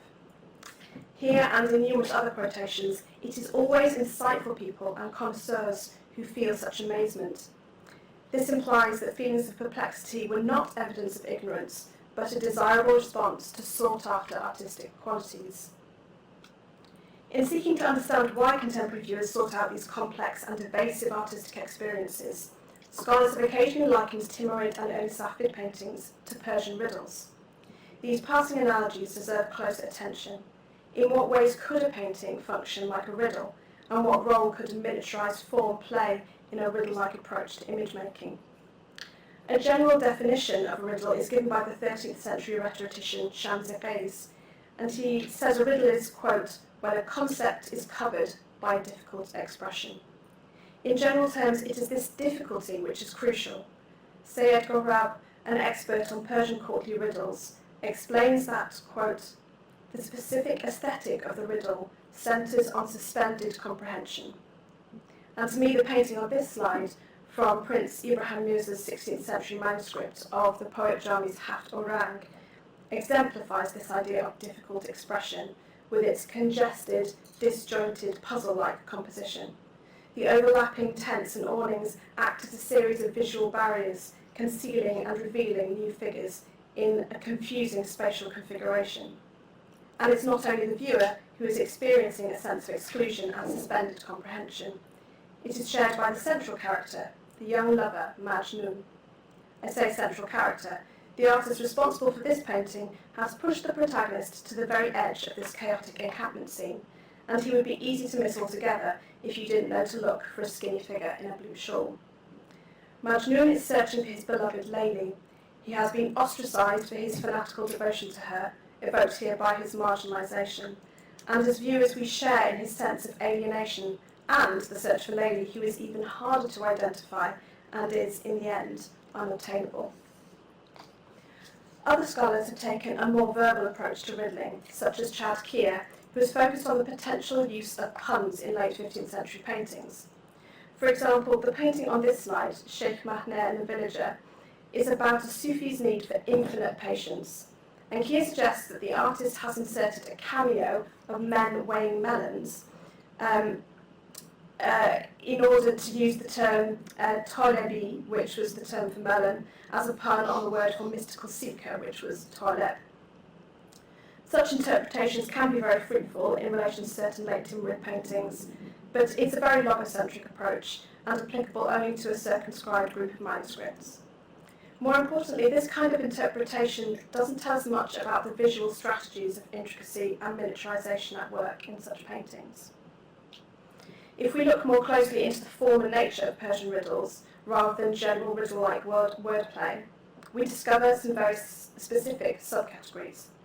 The type most often mentioned in relation to Persian painting is the mu'ammar, or conundrum, since this form enjoyed a particular vogue in the late Timurid period. Like a cryptic crossword clue, the mu'ammar took the form of coded instructions that must be performed in order to produce a certain word, usually a person's name. And this could involve splitting up the word, taking off or adding certain letters and diacritic marks. Again, not only was this poetic form very lexical in nature, obviously, and that makes it hard to draw analogies with visual strategies, it was primarily a means of reaching a singular verbal solution. And in a painting like Sheikh Mahner's Search for Patience, rich as it is in ambiguous details, the search for one solution or meaning seems to miss the point. It is a painting about seeking, not arriving at answers. In this case, I believe it's more useful to consider another subtype of Persian riddling, which represented a more enduring tradition of literary puzzlement. This form is the logaz, described by Shamsakais in terms of its etymology. He explains, the logazor is the burrow of a field mouse, which digs to its central nest. Several of these burrows lead to the outside, so that the mouse can escape quickly from a predator. They call this sort of speech logaz because it turns the meaning away from straightforward understanding. Here, the subject of the riddle is imagined as the burrow of a field mouse, which may be accessed from the outside by several tunnels. This captures the hidden nature of the riddle subject and suggests that the form of the riddle offers multiple paths to the solution. Crucially, however, these paths are not straightforward or direct, but crooked and winding. While Shamsakai's account might seem rather obtuse, this final painting shows how his metaphor actually presents a wonderfully direct connection between oblique pictorial and verbal strategies. So this picture is another from Ibrahim Mirza's Haft Orang, and presents the viewer with a congested maze of rocky outcrops, and in amongst them an encampment of Midianites is on their way to Egypt. The eye can take any number of routes around this painting and is quickly diverted by an array of intriguing details. I've picked out a young man sitting at deer's throat, but you'll notice without a knife in his hand, and this figure of a man sleeping beneath a white cloth bag suspended from an overhanging branch, maybe straining yogurt. The sense of bewilderment arises not only from these ambiguous activities, but from the complex jostling form of the composition, in which multiple elements overlap and contort in a deliberately implausible configuration. Eventually, however, the eye is drawn to the dark gravitas of the well, bottom right, into which the haloed Joseph or Yusuf was thrown by his brothers. He has been concealed there, like a field mouse, for 4 days.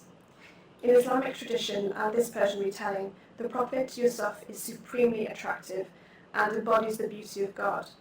While Yusuf is not actually hidden to us in this painting, the sense of divine beauty being so close and yet undiscerned is powerfully manifested by the visual and iconographic busyness of the scene, in which almost every figure is oblivious to the contents of the well. The logaz provides a good way of understanding such a painting, since these riddles generally took the form of extended and oblique descriptions. Indeed, the solution to a logaz was often provided in advance, since, as Sayed Gorab has explained, the enjoyment of the riddle was not primarily in arriving at the solution, but, quote, in unravelling how each previously unsolved metaphor relates to the subject. Similarly, the different routes around such a complex painting offer new perspectives on a narrative subject, and enact the obstacles in the way of discovering and appreciating divine beauty. In pursuing this riddle-like strategy, miniaturization was a crucial means of emphasizing process over solution and creating cognitive resistance through visual complexity and proliferating detail. At a deeper level, it also manifested a kind of visual resistance which never truly dissipates. Despite its irresistible visual richness, the miniaturized picture resolutely evades the human dimension and is forever out of reach. Thank you. So we come to our last paper of the session. Filippo Bosco, who is currently a postdoc fellow at ICI in Berlin. Before that, he received his PhD from the Scuola Normale in Pisa, with a dissertation on Italian conceptual drawing in the 1970s, and he's going to bring us right up to the present day, from the third millennium to today. So thank you. Over to you. Thank you so much, and I'm very grateful and excited to participate in this conference and share some first developments of my project I'm working on in Berlin currently at the Institute for Cultural Inquiry within our multidisciplinary research cluster on scale. Like today's paper, my project is titled Drawn to Scale, towards a marginal definition of contemporary drawing. And it is the attempt to apply what Jennifer Roberts in 2015 had defined as scalar specificity to contemporary practices on paper that go under the categories of projects, plans, sketches, notes. So in dialogue with recentterization of scale, from Zachary Horton, Derek Woods to Joshua DiCavio, I am at developing a framework to account for the smallness of drawing, among other things, and its role in the projection and expansion of contemporary art. This paper will be divided in 2 parts. First, I resume some historical and theoretical premises on the notion of scale in contemporary art, while secondly, I present some brief case studies that allowed me a material-based and scale-specific analysis. So in 1969, a 21-year-old Adrian Piper participated in the exhibition 557-87, the first iteration of the famous series of the Numbers shows organized by Lucy Lippard in Seattle, Vancouver, Buenos Aires, and later in Valencia, California. At the Seattle Art Museum, visitors could see a notebook that was sent from New York to Seattle, and a map that marked that travel with a simple line.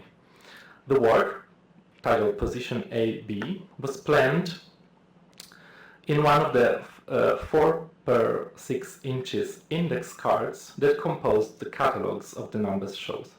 Scholars like Sabbath Bookman and Connie Butler have highlighted the conceptual value of Lippard's curatorial move, basically an artwork itself, that echoed her own former activity as a bibliographical archivist and the new adoption of modalities of administrative standard information. However, by looking at the index cards, one also gets a rich repertoire of strategies by early contemporary conceptual artists facing the task to compress ideas, project proposals, plans, and sketches in a very tiny format. Here's some examples. For example, the note for a painting to be painted as the note itself by Jean Beery. Or you may recognize a very simple spatial diagram by Rosemary Castoro, crossed by her cracked line. Or you can recognize the most familiar Sol Lewitt's handwritten instructions for wall drawings, or handed above and counting notations. In many of them, the reduction to small support matched a reflection of scale in the ideas themselves. It was the case with John Baldessari's ghetto and border projects that literally enlarged map details directly on site by materially installing graded colors, pigments, and dotted lines on the boundary between California and Mexico, for example. Or indeed was the case with Piper's position AB, in which the measures of the traveling notebooks, which are reported in inches above, echoed those of the card itself, while a diagram explained her topological definition of point as a, quote, a geometric concept which indicates position only and has no size, and the line as the path of a moving point, a dematerialized mark, both in the map and in the dotted line in this typewritten proposal. In her text on the dematerialization of art, published 1 year before, in February 1968, Lippard had already pointed out that, and I quote, much recent conceptual art is illustration, in a sense, in the form of drawings or models for nearly impossible projects that will probably never be realized, or in many cases need no further development, end of quote. And indeed, her idea for the index card catalogs derived from Mel Bochner's famous 1966 exhibition titled Working Drawings and Other Visible Things on Paper Not Necessarily Meant to be Viewed as Art. But it is less known that the dematerialization article appeared within a row of long exhibition reviews in which Lippard appeared focusing more and more on scale. These were a review of the Met exhibition on Utopian architecture drawings by French 18th century architects Boulet, Ledoux, and Lequeux, and a critical commentary of a show of large sculptures by Barnett Newman, Tony Smith, and Ronald Bladen, titled Escalation in Washington. There, Lippard lamented that, and I quote, scale is too often considered as a synonym for large size, and she wished instead for a more sophisticated understanding of scale as a sense proper, subject to personal or social associations and relative to the space and context of the artwork. In respect to drawing, this could be read also against Philip Rosen's use of scale and size as synonyms in his 1969 drawing book from the series The Appreciations of Art. Anyway, dematerialized sense of scale would only have been theorized by 1976 by the artist Douglas Davis in an article on Art Forum titled The Size of Non-Size. The piece starts from a reference to Piero Manzoni's infinite line, and a quote from him, end quote. An infinite line can only be drawn leaving aside all problems of composition and size. In total space, there is no size. And Douglas Davis also refers this position also to contemporary post-minimal or postmodernist practices. And I quote, artists are ready to use any size in the service of needs that are non-physical. We live at a moment when artworks veer from one extremity of scale to another without concern for style or genre. The article is centered on a critique of Cristo running fence on the right, a project that for Davis is only scalar on a formal level and neglects the social impact on landscape and the living communities in on these territories. Like Lippard and Manzoni, Davis discard this, and I quote, primitive notion that scale is a matter of physical size, that he traced back to Renaissance and material notion of proportion. And I quote, this dictionary's idea of scale has to be exploded entirely in order to understand the full range of its modern redefinition in art. Depending upon the medium and the strategy employed, a work of art can now act in one of several scales: time, as in film, videotape, and story; rapidity and ease of dissemination, as in printmaking, pamphleteering, photographic reproduction, and circulation through the mails; or the size and nature of the chosen audience, the ecological cycle, and the extent to which the work penetrates the social political context in which it is created. Davis focused on upscaling, considering various conceptual practices of the 70s, including his own research, for example, on TV transmission. Yeah, and he says in the quote in the bottom, he wrote that the locations beyond size are precisely the points that interest me the most, and that leads toward the materialized conception of scale. Size is a decision of mind, not of hand. I'm also continue reading from this long quote. The problem of scale and its use is inescapably and properly a matter of consciousness that shapes larger values. Its changing definition is a function of changing cultural needs.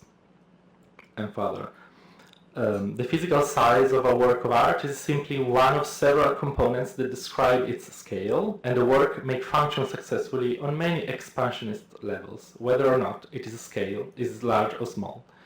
Sheer size alone, as in modernist plaza sculpture, is irresponsible and boring. Far more important are the means by which the work extends itself in time and in politics. The situation obviously forces the artists to contend with extra art issues in order to work effectively. Both creating and observing are conscious and informing acts, and both make the culture we live in. The infinite line exists beyond form, but not beyond meaning. Now, this historical, conceptual, and very American debate on scale might be articulated further to frame drawing as a site of scholar thinking, of observation, illustration, and finally projection, and therefore scholar specificity. Sketches and plans are objects of layered scales that can be read and disentangled. In this sense, the expression drawing to scale can indicate not only the technical procedures of translating proportion in architecture, but also any dragging of multiple scales into the same sketch or project.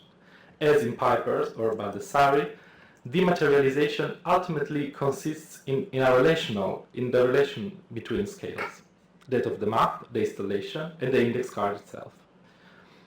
Joshua DiCallio has recently developed a non-disciplinary approach to scale theory based on a relational definition of scale, which is scale is only possible to understand when two different ranges of observation are put together. He calls the experience of scale as situated dislocation, in which human perspective faces others, non-human, ecological, social, etc. DiCallio focuses on observation rather than representation, and he agrees with Bruno Latour's and Donna Haraway's critique of cartography and zooming as deceiving devices with controlling function. However, alteration, filters, and distortions can also construct scalar projection in material-based situated art practices. Among the central terms in DiCallio's theory of scale, I think resolution is particularly useful for the analysis of sketches, as it defines, and I quote, the amount of detail that one can discern within an observation, without involving, for example, the concept of actual distance towards the object. So now, in the rest of my talk, I will propose some examples of a scalar approach to small practices on paper. Among endless possible examples, I selected materials that remained private and marginal in the artist's production and can be related to the personal sphere, in order also to discuss some problem on a subtly scalar term such as intimacy. One good example here are the sketchbooks of the Californian artist Connie Zare, who passed away this April. In the past decades, she mainly worked with the ephemeral sand installations in galleries and indoor spaces, something like, just to anticipate, something like this. So site-specific in indoor in galleries, and also non-performative installations, so that the audience would encounter but not entering the piece.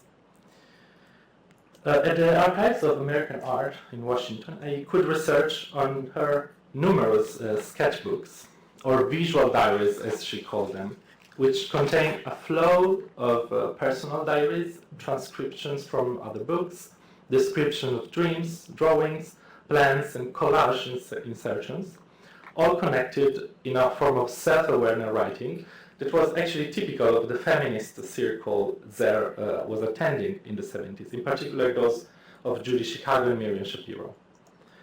Here are some sketches for a work I just showed you, titled Solar Circumstance, that was installed in Milan in late 1975. You can see how the small format conditioned the creative process, with a certain role of the page on the process itself. For example, Zare traces midpoints and diagonal of the page to compose the design or the first ideas for the design of the installation. And in this example, for example, the page itself, the corner of the page itself, limit the composition and corresponds to the corner of the room. The perfect contiguity of text and drawing also poses a question of scale, as the text here is a long transcription from Rachel Carson's The Sea Around Us, a scientific study of the oceans, published in 1951, that has been acknowledged also as proto-ecofeminist thinking. The imaginative expansion of the work coexists in the sketchbook with a life-size study of a sea urchin that also inspired this concentric motif of the final installation, as if the smallest of the support might also aggregate other small objects as subjects. This also was happened with a little fragment of tracing paper that the artist overlapped to study the same motif in various combinations, from the sea urchin to the simple diagrams made of little marks of the pencil. The change in resolution here corresponds to a further degree of scalability. The translucency of the tracing paper suggests also projection, or rather scalar expansions, that was eventually put in place in the sand installation. Indeed, as the final title suggests, Solar Circumstance, Zare has been thinking of her work in cosmic terms, like two concentric energetic fields meeting in the middle of the space. So for reason of time, I will skip analogous consideration on the relationship between sculptures of the Texan artist Tony Fair, which a critic defined in the 90s as a kitchen table minimalism, and his recently discovered drawings made of napkins, graph papers, and transmitting a sense of diminutive scale through the insertion of stickers, for example, or very sentimental or sexual quotes. I want instead to move to a final case from an exhibition I recently saw in Berlin, Heike Kabisch's Memories in Deep Creek at Charlotte Gallery. So it was basically a sculpture show based on the ambiguous figure of the seahorse and its metamorphosis into childlike or material appearances. On a wall, Kabisch staged a studio-like accrochage of drawings, sketches, studies, and fragmented narratives on little paper supports, often taken from yellowed, browned, and used materials, such as old bills and forms from the German Democratic Republic, so like from the 70s. Like in Lippard's index cards, the scale of drawing here is the result of the smallness and warm quality of the supports themselves and the artist's intervention. A similar principle was to be found in drawings on old nautical charts that are also included in the exhibition, although framed and larger in size. In them, Kabish overlaps her dreaming imagery of seahorses and fluid maternity onto the logic of navigability, extraction, and surveillance expressed by the charts. The charts indeed reduce the ocean to an homogeneous area filled with digits, like marking the depth measures, the isobath, and Kabish interestingly maintained the scale of her own drawing gesture, maintain this scale. And the gesture you can see on the right consists of little circles of the size of the digits that might remind you of Eva S's repetitive insertion of circles on graphed sheet, a meditative practice conveying what Lippard in 1969 called condensatory intensity.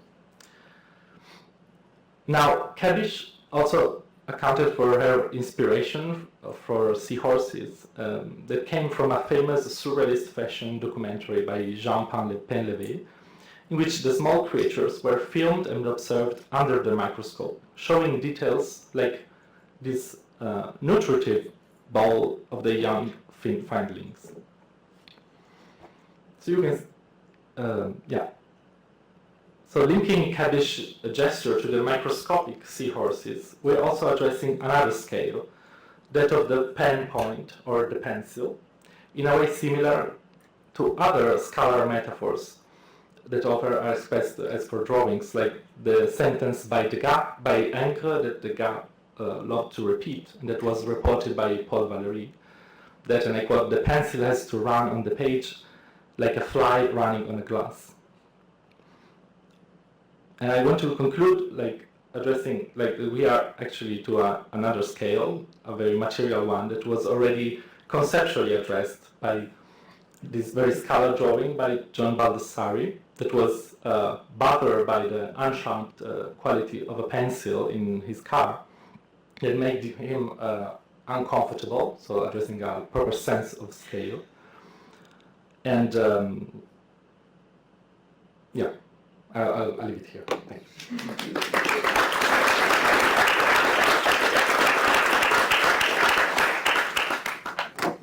Hi everyone, I'm Christine Stevenson, and I think I'm introducing 3 papers about making this afternoon, and specifically about communities of makers, charitable 19th century women, Catalan modernists, and contemporary British crafters of very small things.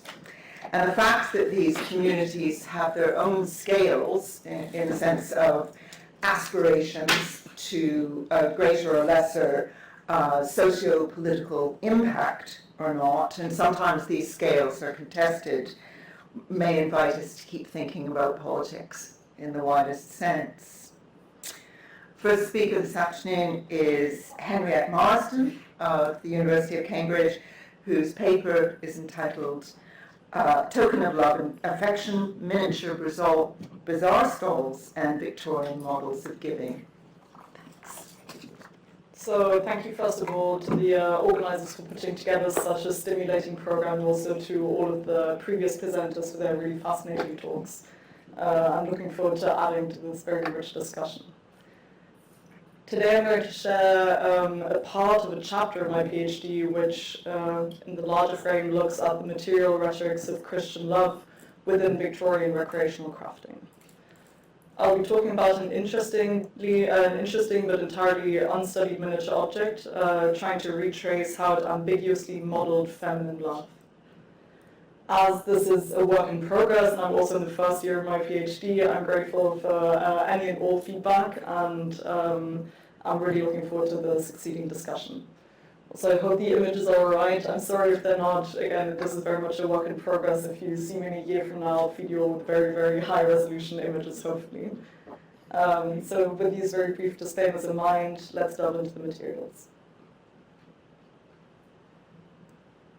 Sheltered beneath the large glass dome stands a porcelain doll, presiding over a table mounted with all of the soft trimmings of Victorian femininity. She is dressed in a light blue dress made of lace and tulle, its skirt brimming over the side of the wooden base on which she is perched.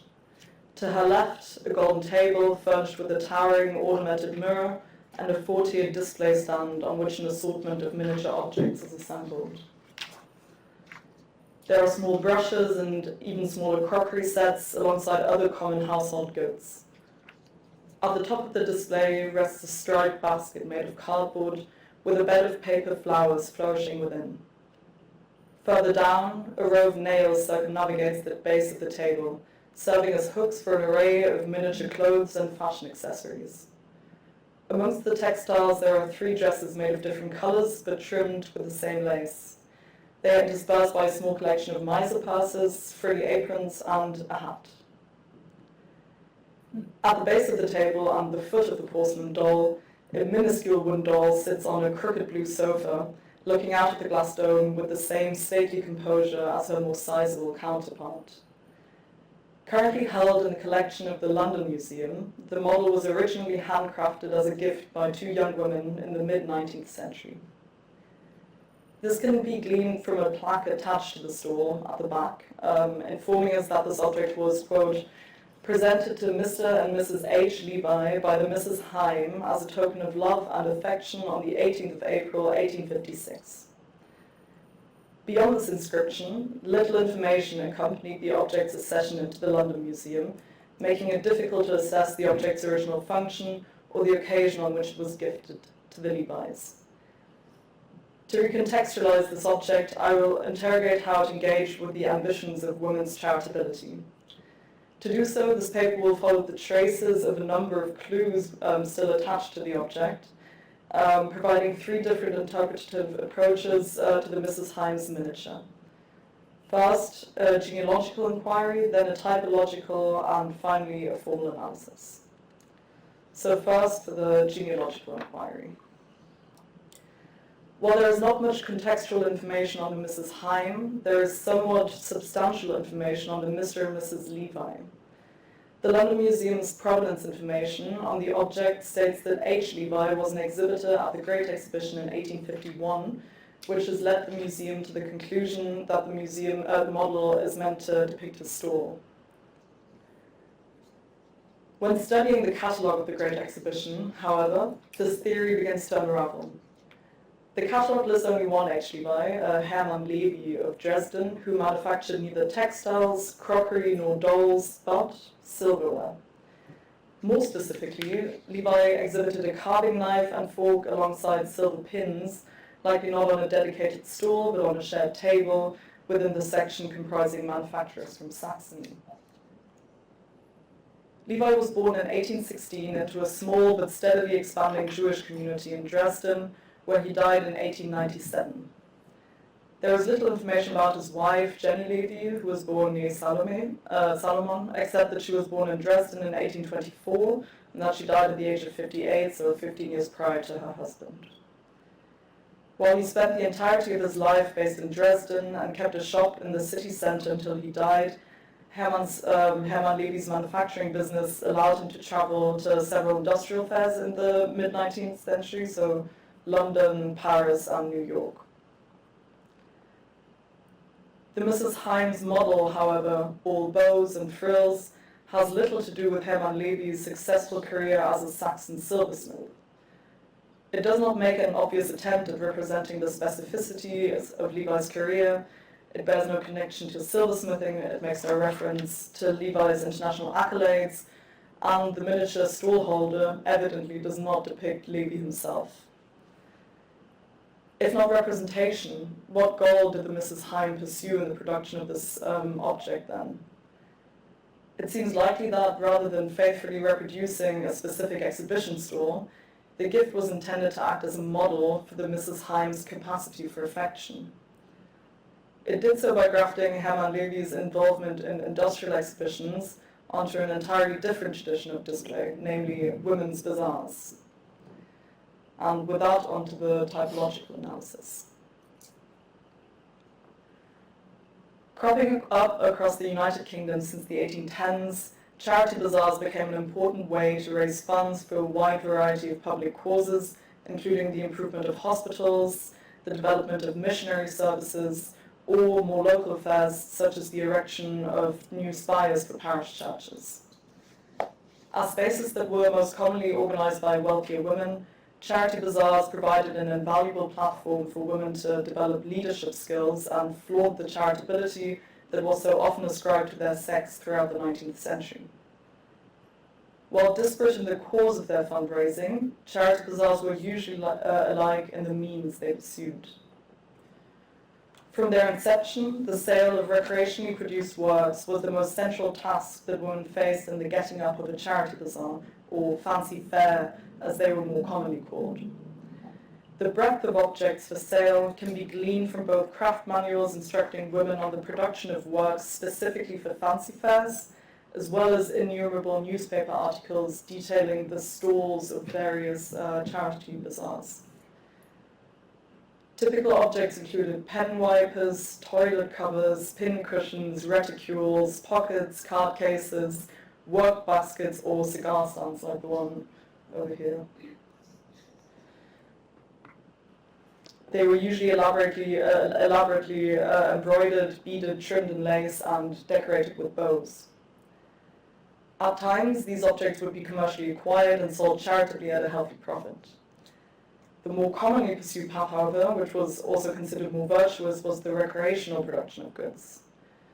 Throughout this culture of charitable manufacture, a sense of aesthetic thrill was an important guiding force, leading women to craft ever more fanciful objects. A particularly interesting outgrowth of this desire for formally intricate and whimsical works is the production of miniature bazaar stalls like the one created as a gift by Mrs. Heim. The crafting and public display of miniature bazaars became a popular venture during the 1830s, as several newspaper articles evidence. One of the earliest public presentations of a miniature bazaar was recorded at the Huddersfield Infirmary Bazaar in 1831. Here, it sat alongside a variety of other models, including a miniature Chinese temple, an infant school, a cottage, and not one but two models of the Huddersfield Infirmary worked in shells. The miniature bazaar was a similarly elaborate affair, as a newspaper article of the Fancy Fair reports. More than just a singular stall, the miniature on display at this bazaar consisted of, quote, a variety of small articles tastefully arranged with a number of purchases surrounding the table, and a sign on which was inscribed, quote, sale of fancy articles made by ladies in aid of the funds of the Huddersfield Infirmary, end quote. Throughout the 1830s, 40s, and 50s, the popularity of such miniature bazaars increased steadily as bazaar reviews of the time evidence. Such newspaper descriptions detail that the production of miniature bazaars became a more homogenized practice in this period. Usually they consisted of a singular bazaar stall covered in a vast number of miniaturized, handcrafted goods, the sale of which was supervised by a doll or two. It is within this context of the charity bazaar miniatures that the Mrs. Heim's gift regains its social currency. Though it was not produced with a fancy fair in mind, it is bound up with a larger culture of philanthropy and public care pursued through the putting up of charity bazaars. The ways in which the Mrs. Heim formally reciprocated and played with the aesthetics of fancy fairs becomes evident when comparing their gift to a small number of extant bazaar miniatures. A compositionally similar stall is currently held at Strangers' Hall, Norwich, and serves as a particularly helpful example when considering the kind of object the Mrs. Heim might have been familiar with. This miniature, also contained under a glass dome, which has been removed here, but you just saw it, consists of a significantly more substantial bazaar stall. Wedged between a sizable U-shaped table, two dolls are orchestrating a sale of the sea of the small crafts abounding before them. A close inspection of the stall reveals a wide variety of fancy objects, heaped one atop another, pincushions trimmed with lace, frilly dresses, slipper tops, miniature books, shell bags, a number of embroidered and beaded reticules, as well as a small collection of stuffed strawberries at the very front. The scale of this object is not quite as consistent as Mrs. Heim's gift within itself. The pincushions are the size of the doll's chest, a hair comb is larger than a slipper top, and some of the embroidered bags are of such considerable size that the saleswoman could have easily climbed into them. In comparison to this stall, the Mrs. Heim stall seems more exacting, with considerable effort being put into the scale of the miniature objects, as well as their material consistency. Furthermore, the Mrs. Heim were less concerned with displaying the overwhelming breadth of recreational crafts popular during the 1850s. Though it does depict some objects that were frequently associated with women's recreational crafting, such as the paper basket and the hand-sewn dresses, Mrs. Heim's model also includes a host of objects that were most often commercially produced, such as porcelain dishes, the crockery, or brush. Thus, the Mrs. Heim engaged with some features of the miniature bazaar stall's formal anatomy without reproducing it in perfect detail.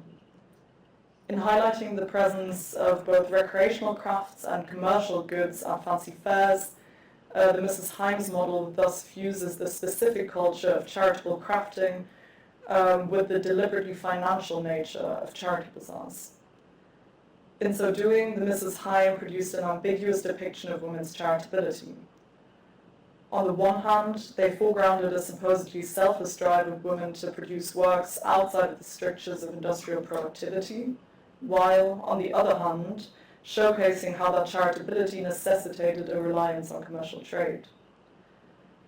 By crafting a type of work commonly displayed at a fancy fair to stress the interconnectedness of recreational and commercial manufacture, the Mrs. Heim staged women's charitable vigor as the formal framework for more encompassing displays of industrial prowess.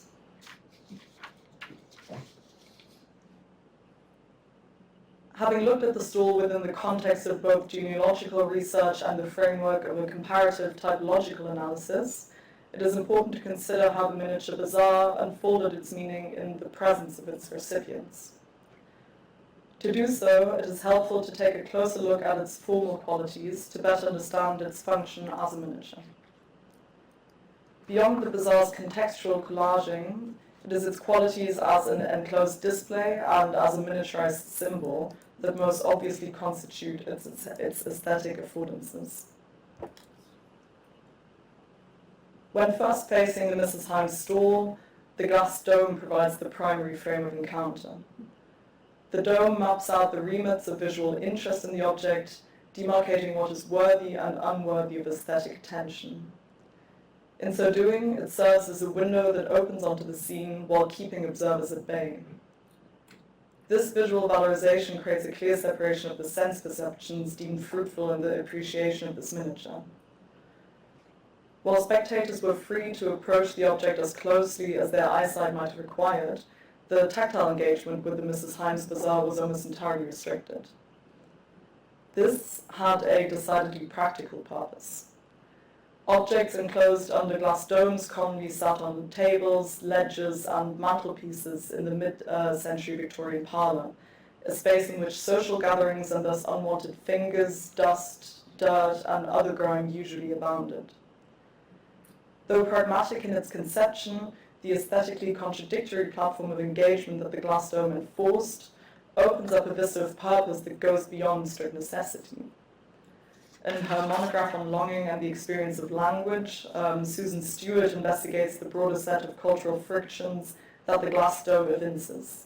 And I'm sure we'll hear a lot about her today. But Stewart contends that, quote, the major function of the enclosed space is always to create a tension or dialectic between the inside and outside, between private and public property, between the space of the subject and the space of the social. What Stewart identifies as the glass dome's tension between private and public maps onto the duality of visual availability and haptic restriction present in the Mrs. Heim's stall.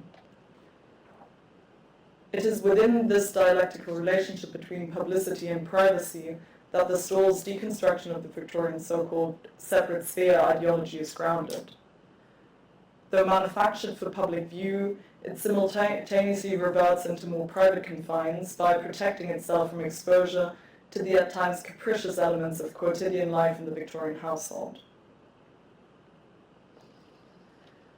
Beyond the play of interiority and exteriority created through the glass dome, the process of miniaturization also had an impact on the way that the Mrs. Heim stall might have been engaged with sensorially. In the case of the stall, the practice of miniaturization, rather than faultless representation, entailed a visual regulation of fancy fairs. In scaling down the charity bazaar, a cultural procedure with vast complexity and considerable movement to an isolated object less than 60 centimeters in height, the Mrs. Heim pursued a strategy of visual control common to many miniatures. More specifically, the act of miniaturization produced a condensation of the full-scale scene it derives from. This is most astutely formulated by the philosopher Gaston Bachelard, who we've also just heard from, in the context of his writings on the literary imagination of space. In a passage on the poetics of smaller scales, Bachelard insists that, quotes, values become condensed and enriched in miniature. Following Bachelard, the miniature bazaar outlines the foundational qualities of a fancy fair without simplifying the moral complexity of women's charitable involvement.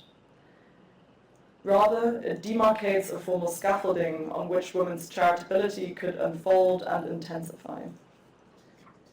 This most powerfully comes into force in the perspectival frictions that the engagement with the miniature bazaar stall elicits. While it provides a convenient overview of the scene at first glance, its full depth can only be intimated upon closer inspection. To comprehend the object's breadth, the viewer had to shift their modes of perception between various types of distance and proximity. So just as the presence of the dome produced an interplay of interiority and exteriority, so does the act of miniaturization move between the near and the far, the public and the private. The navigation between different modes of engagement is what can be understood as the way in which the miniature models or figures feminine virtues. It is through the multivalent play between the poles of proximity and distance, the social and the solitary, the commercial and the philanthropic, that the Mrs. Heim's miniature most evidently models women's charitable involvements. As an object that formally engaged with public female philanthropy while functionally upholding interpersonal female care, the miniature bazaar traverses the various scales of women's love. Though intended as a gift, it does little to gesture towards the specific life of the recipient. Instead, it draws on an established typology of miniature bazaar models to uphold women's responsibility towards charitable giving. Rather than championing the idea that there were distinct and separate spheres within which women were supposed to unfold their moral agency, this model lets philanthropy oscillate between its public and its private deployment. This is not only evident in the Mrs. Heim's proclamation that their object should be considered, quote, a token of love and affection, unquote. Moreover, it is by virtue of the particular formal properties of miniaturization that this bazaar stall engages with the socially expansive potential of women's duty towards love. Thank you very much for listening. I look forward to your feedback and to your questions. Well, it's a huge pleasure to chair this final session of the day on the measures of the other, which, besides I think being quite a good title for a spy novel, is actually going to be on the impact of size and scale on representations of cultural and racial difference. How are these big issues materialized or potentially miniaturized? How are stereotypes mobilized or made portable by hand? We'll have two speakers each talking for 20 minutes, and then we'll open the floor for questions. And our first speaker today is named Rachel Hunter-Himes. She's a PhD candidate in the Department of Art History and Archaeology at Columbia University. Her research focuses on representations of race in the decorative arts and material culture of 18th and 19th century France.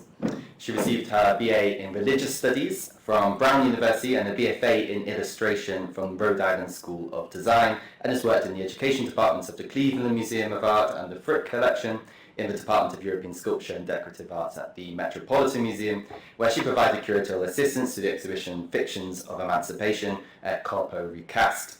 Her research has received the support of the Huntington, the Decorative Arts Trust, and Columbia's Office of the Provost, and her writing has appeared in N+1, The Nation, the New York Review of Architecture, and the Journal of Museum Education. So please join me in welcoming our first speaker, Rachel. Thank you so much to the conveners and to all my fellow presenters for what has been so far a really fascinating day. This is taken from the first chapter of my dissertation, which focuses on Black figures as a decorative motif in 18th and 19th century French decorative arts. Despite numerous proposals for statues and other grand public works honoring Republican virtues and revolutionary heroes, and we can see one such proposal here, the French Revolution left virtually no permanent traces on the monumental landscape of France. Instead, revolutionary commemorations took smaller scale and more ephemeral forms. Among these, at 22 centimeters in height, is this biscuit, or unglazed porcelain sculpture. Produced by the Sèvres manufactory in 1794, it marks the National Convention's abolition of slavery in the French colonies, which took place earlier in the same year. Designed by Louis-Simon Boiseau, at the time the director of Sèvres' sculpture atelier, it is recorded in the manufacturer's archives under the titles Les Noirs Libres and La Liberté des Nègres, both titles that use the racialized terms noir and nègre to refer to these black subjects. And what we see is a seated black male and female figure, each bearing revolutionary emblems. The level symbolizing equality, which hangs as a pendant around the neck of the female figure, and the liberty cap, which the male figure wears as a hat. In creating this small sculpture, Boiseau translated recent world historic events, namely the Black Revolution in Saint-Domingue that forced the Revolutionary National Convention of France to cede freedom and citizenship to the enslaved, into a charming porcelain confection.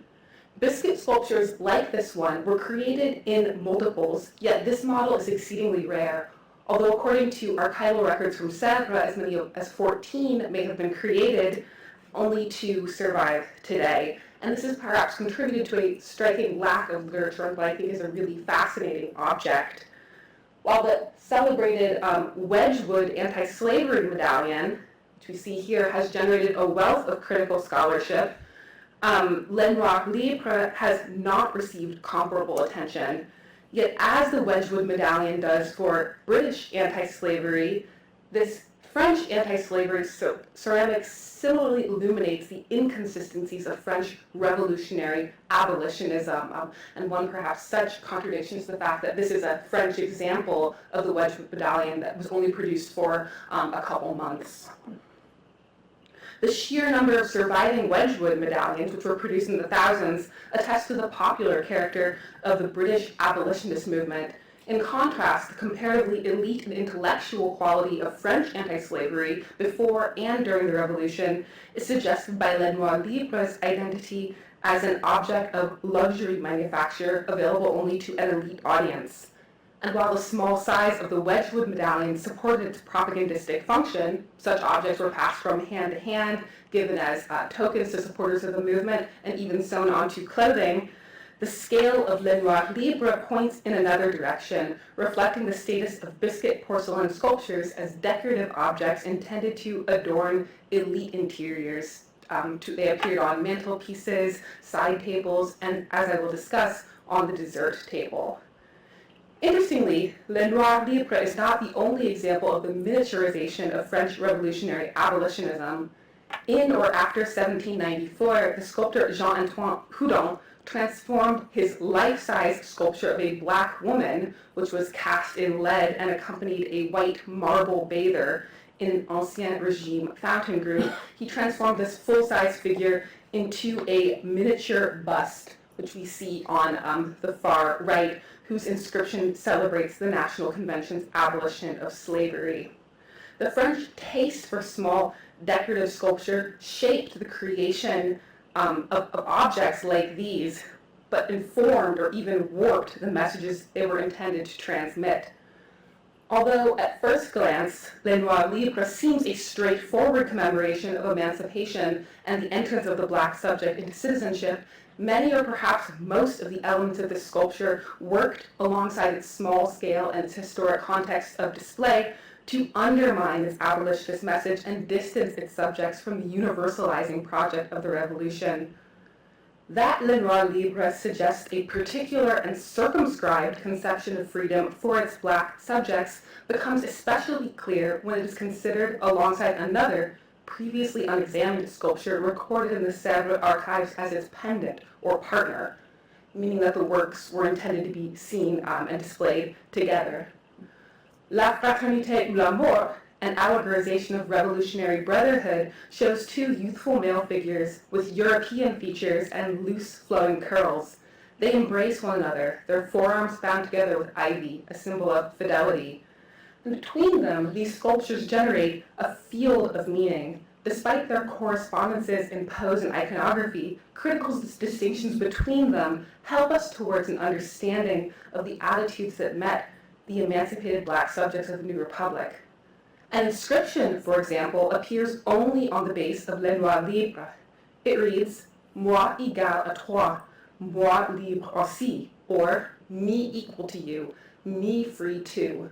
Phrases reiterated in prints from the era, including a pair also designed by Boiseau.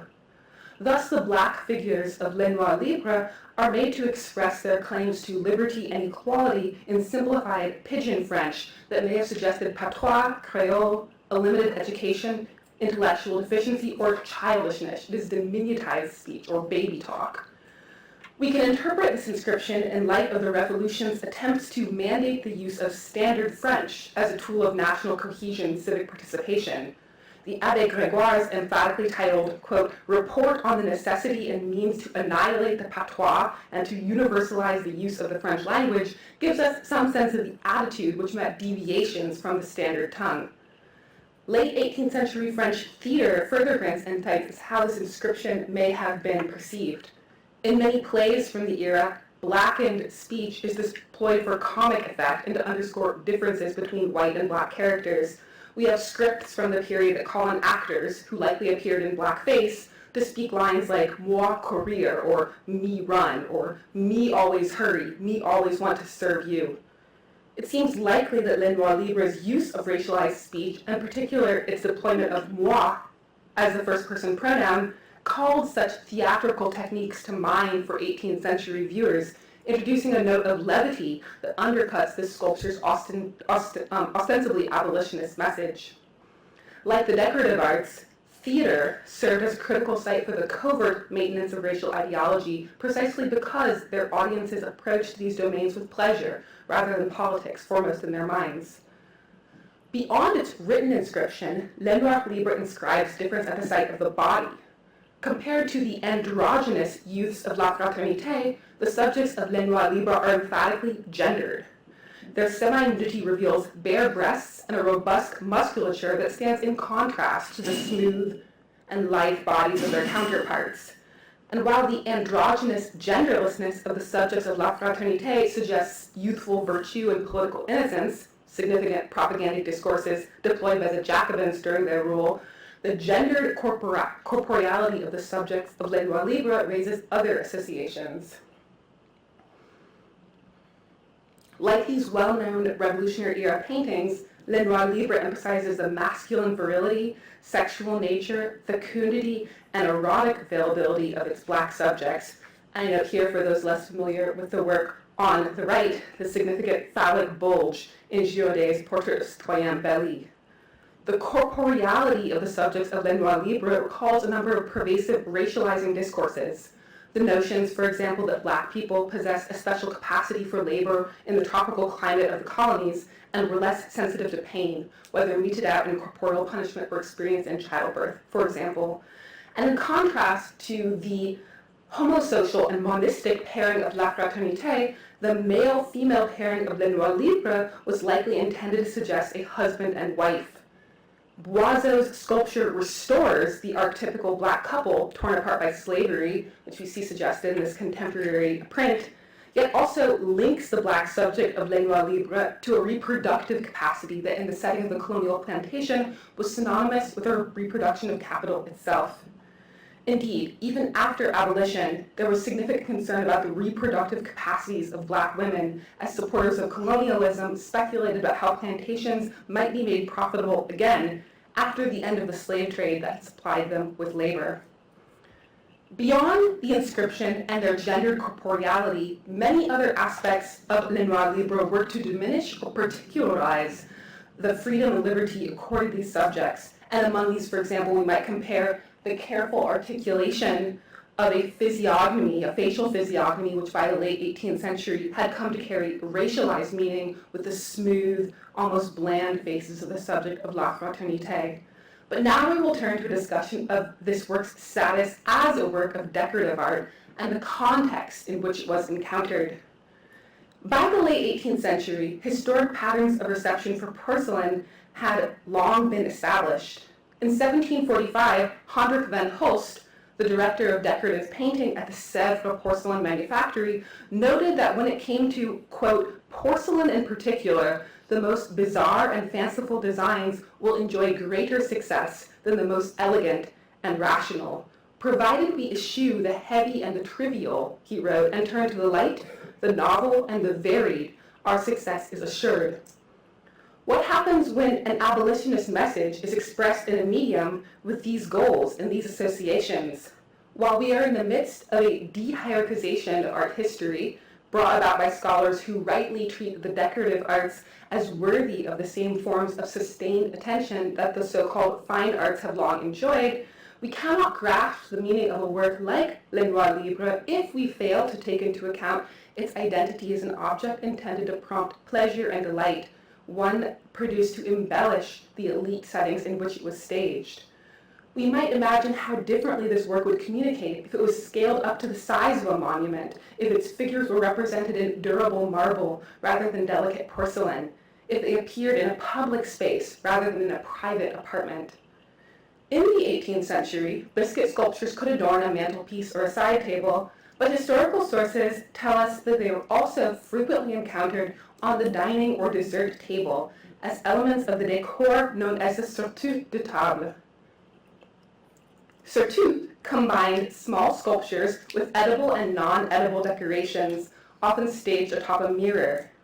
Such visual delights accompanied the dessert course as the dénouement of a meal's pleasures.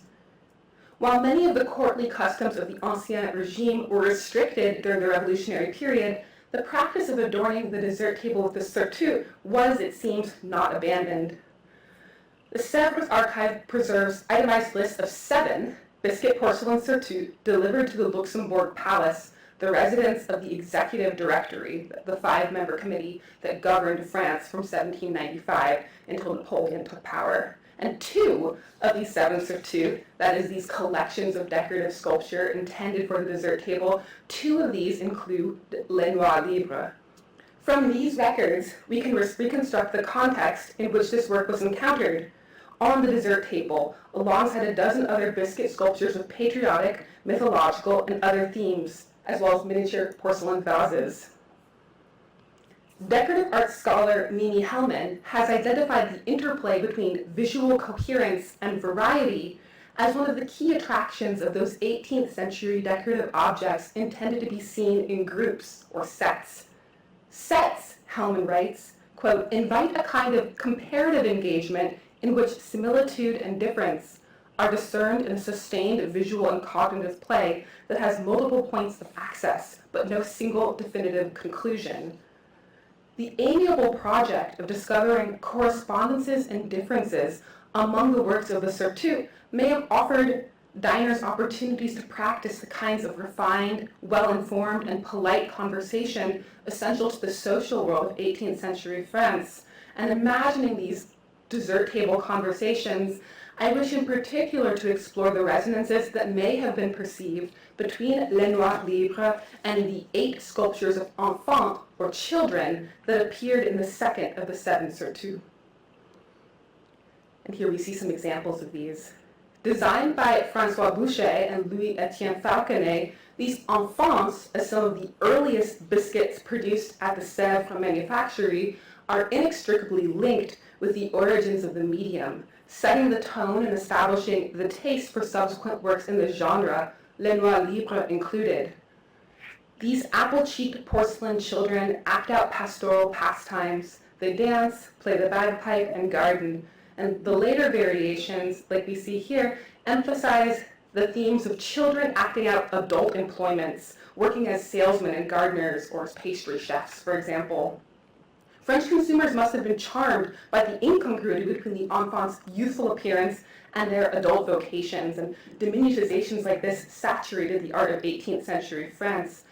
And my question is, in light of this visual tradition, did the black adults of Les Noirs Libres, viewed alongside the enfant and the surtout, seem to be children, playing at the adult projects of liberty and citizenship, just as the Boucher and Falconet enfants played at adult occupations?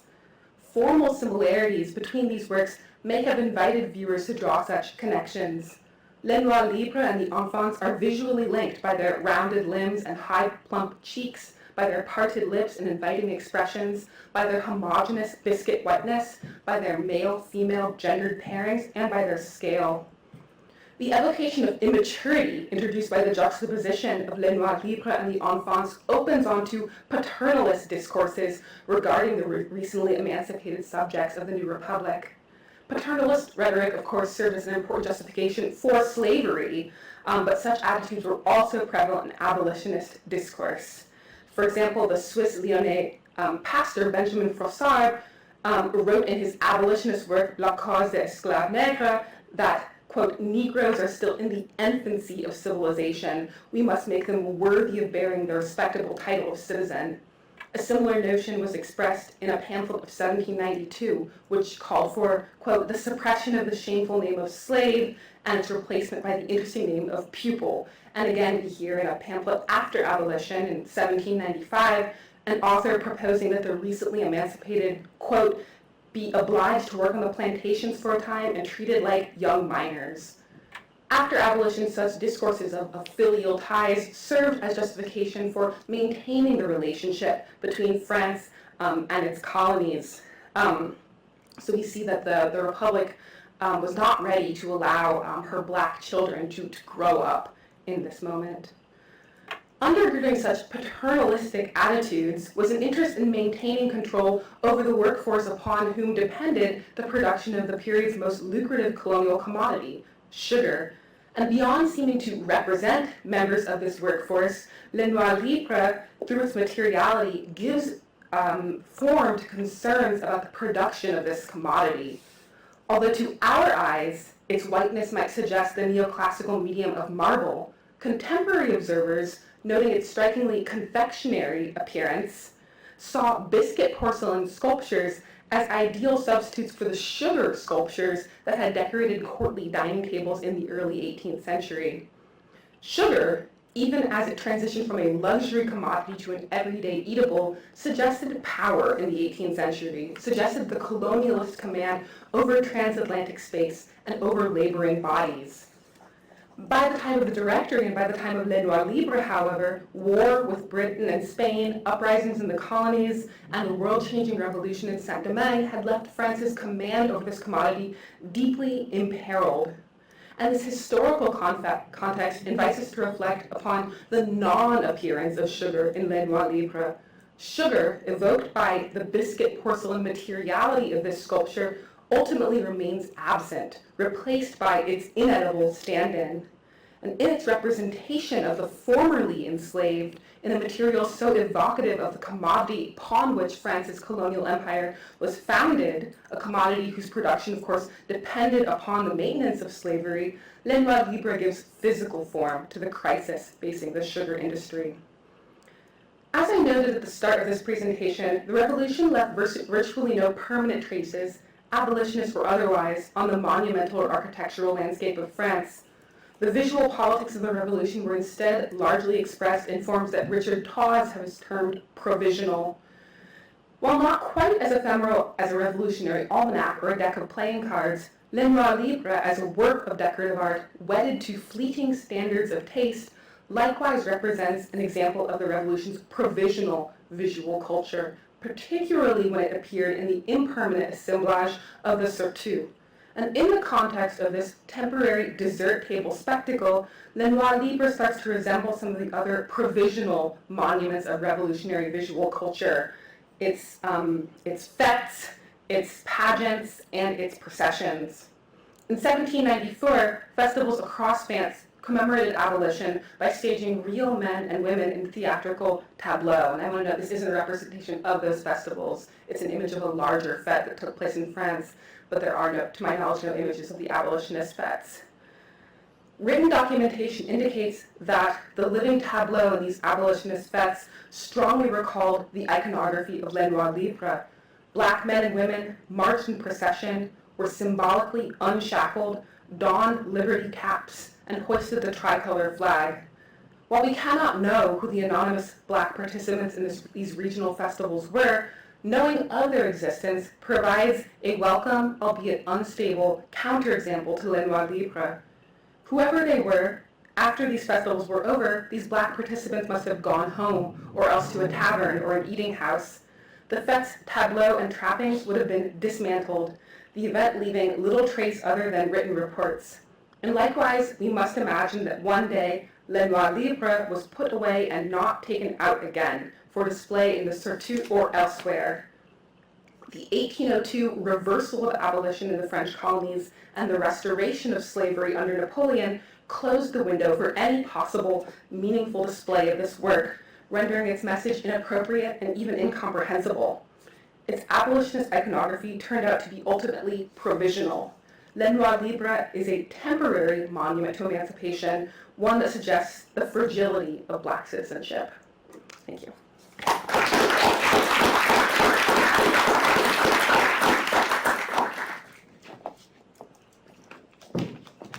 So our next speaker on the panel is Lina Ku. Lina is a PhD candidate in History of Arts and Design at the University of Brighton. Her PhD research is an object-based study of Korean ethnic dolls from the 19th and the first half of the 20th centuries with a cross-cultural analysis of dolls in East Asia. Previously, she worked as curatorial assistant for the Korean art at the Asian Art Museum of San Francisco and a research assistant at the Denver Art Museum. Lina Ku earned her MA in History of Art and Archaeology of East Asia at SOAS University of London and her Bachelor Studies in Art History and Museum Studies at the Fashion Institute of Technology, the State University of New York. So please join me in welcoming Lina. Good afternoon, everyone. First, I would like to thank the organizers for this opportunity to present my work today. And since I'm the last speaker of today, I'll try to make it short and sweet. Since everyone's having a kind of long day. This paper stems from my doctoral dissertation, which investigates Korean ethnic dolls made between the 1890s and the 1950s. These Korean objects, often small, decorative, human figurines dressed in traditional attire, may appear deceptively simple, but they carry layered significance. They offer insights into Korea's turbulent modern history, its entanglement with colonial powers, and the construction and global circulation of national and ethnic identities through material culture. The Korean dolls are varied in sizes, so these are about 20 centimeters in height, and there are like very smaller objects, like 1 centimeter clay dolls or wooden figurines. In this presentation, I aim to foreground the overlooked cultural and political dimensions of these dolls, and rather than treating them merely as toys or collectibles, I argued that Korean ethnic dolls are material witnesses to a complex set of historical processes: colonialism, nationalism, transnational tourism, and ethnographic representations. In terms of the terminology, I use the terms ethnic doll, Korean doll, folk doll interchangeably and deliberately because these terms are commonly used in both commercial and scholarly contexts. There is another term, national costume doll, but try not to use that terminology since some Korean dolls carry incorrect depiction of the costumes of Korea. the terms ethnic doll, Korean doll, and folk doll all reflect the epistemological purpose of these dolls to depict, preserve, and disseminate images of Korea. These were cultural ambassadors, sometimes made to communicate an image of Korea, sometimes by Koreans themselves, and other times by colonial or foreign powers who imagined Korea through their own lenses. My research methodology is grounded in two primary approaches. First, an object-based methodology that draws on the examination of over 100 Korean dolls in 10 museum collections across Korea, Europe, and North America. Second, a transnational approach. I use a transnational approach that situates Korean dolls in dialogue with parallel practices in Japan to trace regional exchanges in design and manufacturing, especially during the Japanese colonial period. For the object-based study, I have identified more than 500 Korean dolls in museum collection in the world, and despite the large number of extant Korean dolls across regions and museums, scholarly attention to Korean dolls remains extremely limited. Only a handful of existing literature in Korean focuses on limited types of examples made during the Japanese colonial period, failing to acknowledge a wide variety of objects and motifs from the earlier and the later periods, which I will cover in my presentation. This reading can be problematic as it can lead to a narrow understanding that Korean dolls are byproducts of Japanese colonialism. On the other hand, some museum publications and exhibitions, especially those held in Korea, merely present ethnic dolls as authentic Korean objects, neglecting the cross-cultural influences and modern history behind the emergence of Korean ethnic dolls. And I'll challenge these readings as I delve into the development of Korean dolls over periods. And speaking of the historical context, Korean ethnic dolls began to appear in material form during the late 19th century, particularly in Korea's port opening era, which started after the Treaty of Ganghwa in 1876. Korea, then known as Joseon, entered into a series of unequal treaties with foreign powers, including Japan, the United States, and Britain. These treaties opened Korea to foreign merchants, missionaries, and diplomats, many of whom were eager to collect souvenirs of this newly opened land. Under this circumstance, it is likely that Korean artisans started to create Korean ethnic dolls to meet the demand of foreign customers. Among the earliest Korean dolls, there is a pair of female and male wooden dolls housed in the American Museum of Natural History in New York. According to the museum record, these dolls came to the museum in 1906 through Dr. C.C. Vinton, who was an American missionary and medical doctor stationed in Korea from 1891 to 1908. Vinton was commissioned to collect ethnographic objects from Korea by Franz Boas, who's considered the founding figure of American anthropology and served as the curator of the American Museum of Natural History at the time. Boas actively partnered with missionaries like Vinton for object acquisitions to expand the museum collection.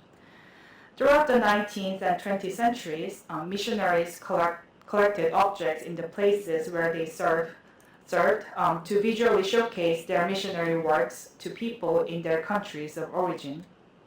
This collecting history of Korean dolls tells that these objects were of interest of anthropologists and missionaries and served as objects to carry authentic images of Korea for foreign audiences. The making technique of these early Korean dolls is quite unique to Korea, unlike the examples modeled after Japanese dolls from the later period, which I will introduce in the later part of my presentation. The elongated faces and bodies made of carved wood and covered with textile clothes are similar to gokdugakshi puppets that had been practiced in Korea for more than 12 centuries. Also, how the doll clothes were made reflects the local knowledge of garment production. For instance, how the head covering garment you can find from the female figurine over on your right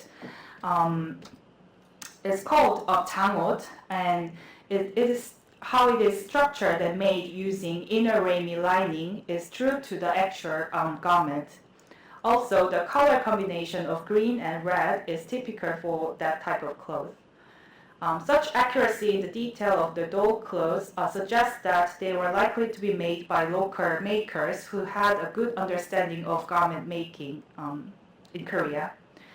Also, these objects could have served as resources to grasp how traditional Korean clothing was worn by people, successfully delivering more hands-on information than actual garments alone or photographs, as you can dress and undress the dolls when you have them. Doll clothes, as miniatures of actual garments, were carefully made and attracted the interest of foreigners in the late 19th and early 20th centuries. The examples are the doll clothes acquired by Heinrich Constantin Edward Meyer in 1897, which are now at the Museum Rotenbaum, formerly known as the Museum of Ethnology in Hamburg, Germany. Meyer served as the Consulate General of the Republic of Korea in Hamburg and operated a trading company in Korea. He was an active collector of Korean objects, including ceramics, paintings, and clothes, and it is worth noting that these doll clothes were one of the earliest doll garments that are extant, indicating doll production in Korea as early as the 1890s. The year 1910 marked a turning point in Korea's history as Korea was formally annexed by the Japanese Empire. Under colonial rule, the production of ethnic dolls became systemized, and various types of Korean dolls were developed, modeling after Japanese dolls. So this is the map of folk dolls, Japanese folk dolls, in the publication by a Japanese doll researcher, and it includes a part of Korea on the left as one of the regions of Japan during the colonial period. The Japanese colonial government promoted Korea as an exotic tourist destination, quiet, rustic, and frozen in time, and ethnic dolls fits neatly into this constructed image. Japanese artisans, some of whom migrated to Korea, began producing dolls depicting Koreans using established Japanese techniques. These dolls were labeled as Joseon folk dolls, adopting the terminology used in Japan and also emphasizing folkloric connotations towards traditional images of Korea. These dolls were widely sold to Japanese tourists visiting Korea, as well as Euro-American consumers, or exported back to Japan, reinforcing Japan's view of Korea as a folkloric other. The New York Museum holds two Korean dolls depicting a woman and a boy wearing Korean costumes, so those two images on your left. These dolls were made using the same technique as Japanese ichimatsu dolls, which you can see from the right. The body is made from clay using a mold, the skin is covered with white smooth powder, the eyes are made from glass, and the hair is made from human hair or silk. Japanese ichimatsu dolls are also commonly known as friendship dolls, as these dolls were sent to countries with which Japan sought to establish friendly relations after a series of wars in the 1920s. Also, these roughly carved and brightly colored Korean dolls were made with itogori technique, meaning one-knife carving in Japanese, which is still popularly practiced in Japan, especially in the region of Nara. The packaging style of the Korean dolls also echoes that of Itobori dolls in Japan, with a wooden box and a brochure, including Japanese language. These demonstrate the direct influences of the Japanese Itobori doll tradition, not only on the making technique, but also for the packaging and labeling in the production of Joseon folk dolls. Another example is a relief doll made from textiles and paper called oshie, meaning flattened picture in Japanese. So these are Korean examples, and they consist of lightly padded pieces made from thick paper and cotton stuffing covered with different kinds of fabrics, such as silk, cotton, and linen. Examining a variety of objects in different museums suggests that there were certain prototypes of these dolls possibly used amongst multiple workshops, considering the conformity in design and the variations in details. For example, these figures in different museum collections show that such images of a man with a carrier and the woman holding a jar were widely produced, but with some differences in how the faces and bodies are drawn. Yes, so when you pay attention to the faces or how the clothes folds are drawn, you can see some variations, but the designs themselves are quite conformed and similar. Considering the archetypes of these Korean dolls made using the Japanese doll technique, they embodied and transmitted colonial ideology. Repeating figures such as peasants, kiseng, which was a female entertainer, and children in traditional dresses, these dolls flattened Korean culture into digestible motifs for imperial consumption. On the other hand, Japanese examples of these flattened doll, which you can see from the right, is much more elaborate and finely made compared to the Korean objects. And those images of Korean dolls were often based on colonial postcards and travel literature, which circulated similar picture square and romanticized views of Korea. Thus, ethnic dolls served as miniature ethnographies by materializing Japan's vision of a traditional Korea as a ruler area of modern empire. After Korea's liberation in 1945 and the outbreak of the Korean War in 1950, the peninsula entered another period of transformation. Yet even during this chaotic era, ethnic dolls continued to be made and exported. In some cases, they were sent as diplomatic gifts, especially by North Korea, which used doll imagery to promote its cultural identity to other socialist nations at the time. These elaborately made North Korean dolls are now housed in the Grazi Museum in Leipzig, Germany, which was East Germany in the past. And a comparable set of dolls are also at the Franz Hope Museum in Budapest, Hungary. These dolls, contrasting with the stagnant and passive images in the dolls made in the colonial period, which you can see from this image, depict the images of Korean culture as more vibrant and active. In South Korea, the doll industry persisted as well, and it also sought to exchange dolls as cultural and diplomatic gifts. In 1953, a set of 3 dolls was brought to the UK by Korean journalists as gift to Queen Elizabeth. The dolls were made by Korean students from Yizhou Women's University in Seoul, and one of the dolls is now on display at Windsor Castle.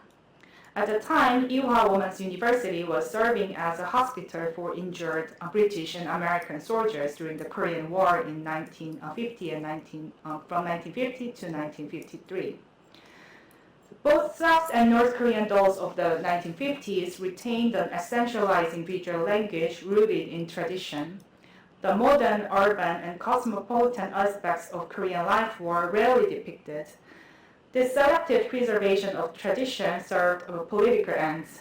In the South, to establish cultural continuity and attract foreign sympathy. In the North, to affirm socialist values and national independence. However, the dolls made in North and South Korea in this period used similar motifs that had been widely circulated during the colonial period, such as a female entertainer, a mother and a son, and a shaman, suggesting the continuity of colonial visual politics in the post-colonial era.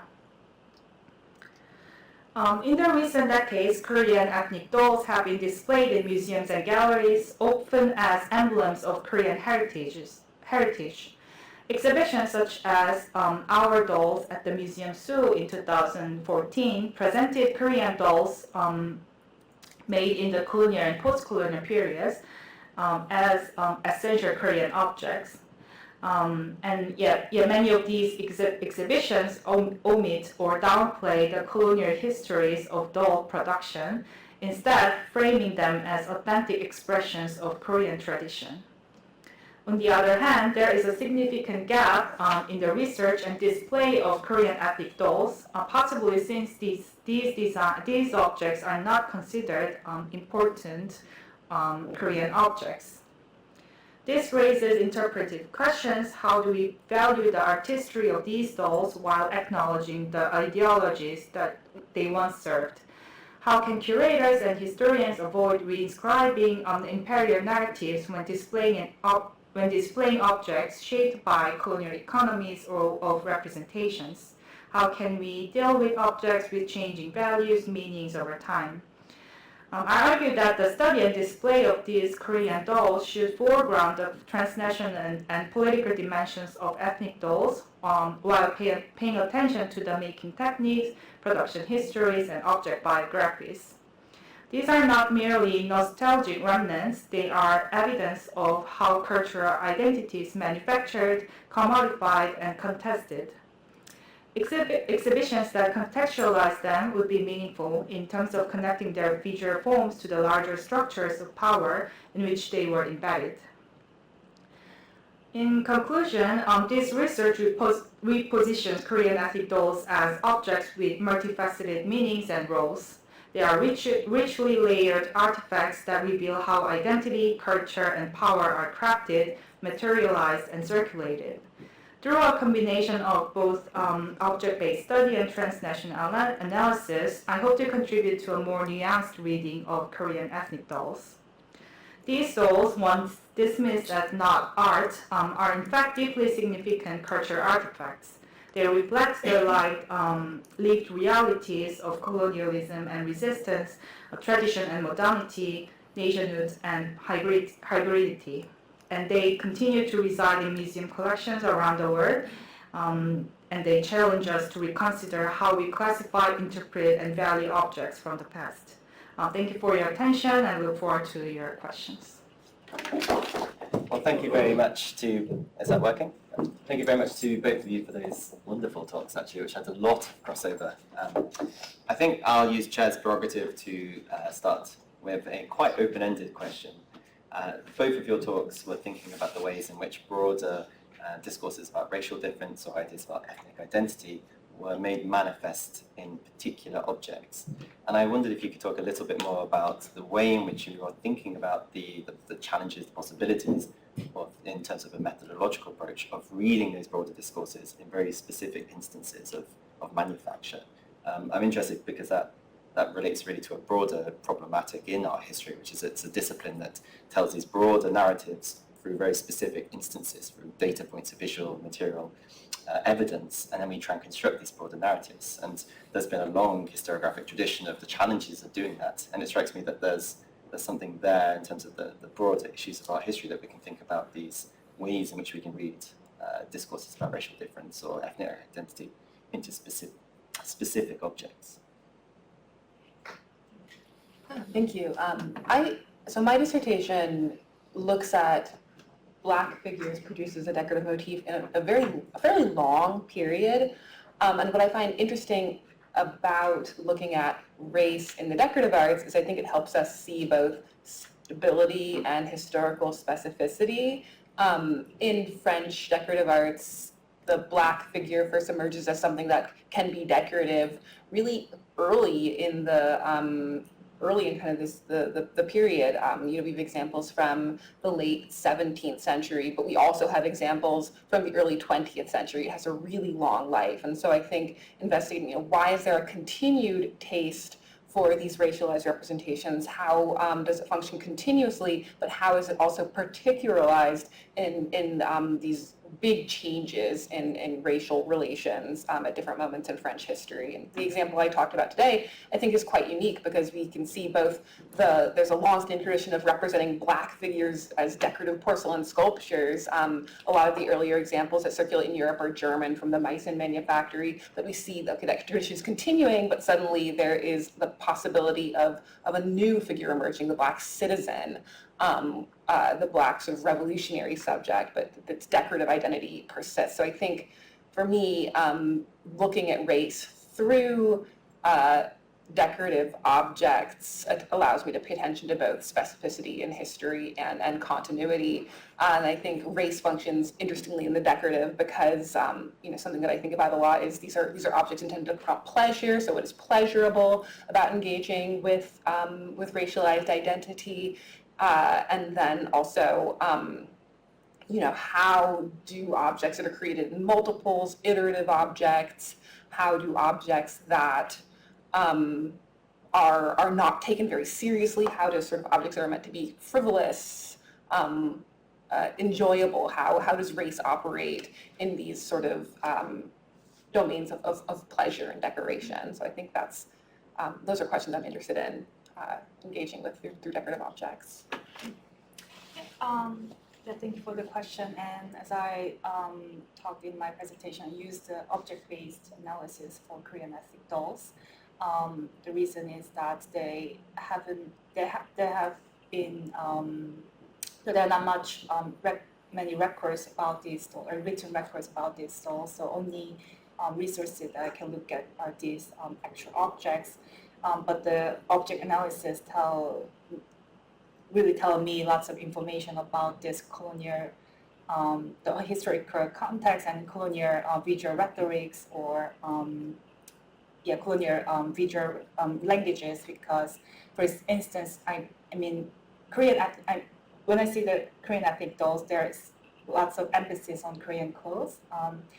I think it's the reason is that it is the way to distinguish like Japan, Korea, and China, for instance. When I look at different ethnic dolls from these Japan, China, and Korea, so because by the bodily or facial depiction of these dolls in East Asia may not be very like obvious, but the clothes served as medium to distinguish these ethnic groups or races. So,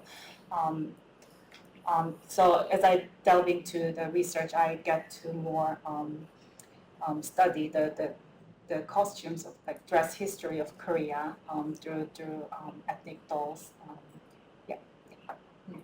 I mean, it's very interesting to hear this. It's a question, one, of what archives we can use to reconstruct these histories, and also maybe archives that avoid some of the logocentrism or the reliance on written texts to tell the histories of race or ethnic difference or these sorts of identities. Yeah, I'd like to open it up and to any questions on that we have in the room. Yeah, here at the front.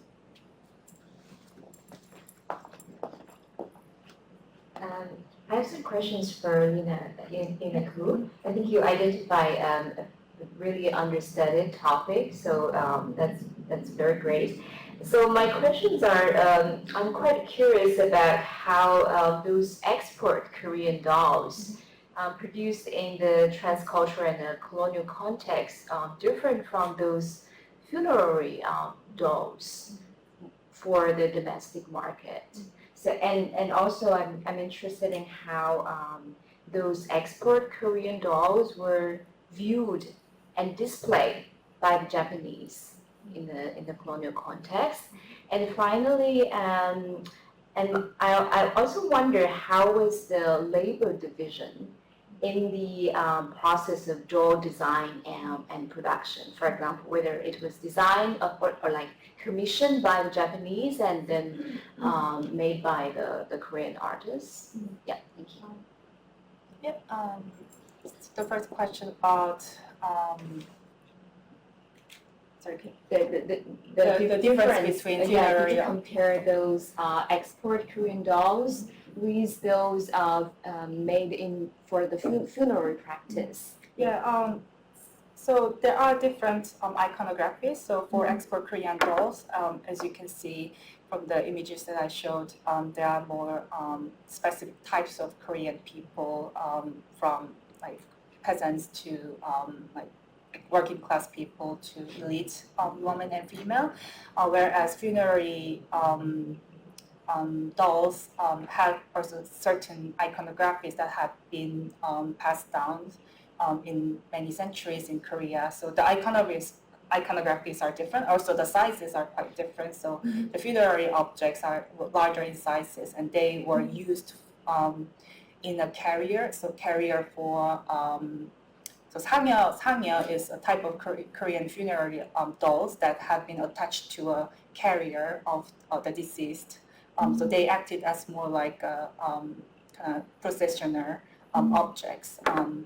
And yeah, so and there are other clay or wooden dolls that have been buried with the deceased, but again the iconographies are different. So the export dolls are meant to depict the general images of Korean people, but the funerary objects tend to have less emphasis on this iconography, the grouping of the iconographies of Korean people.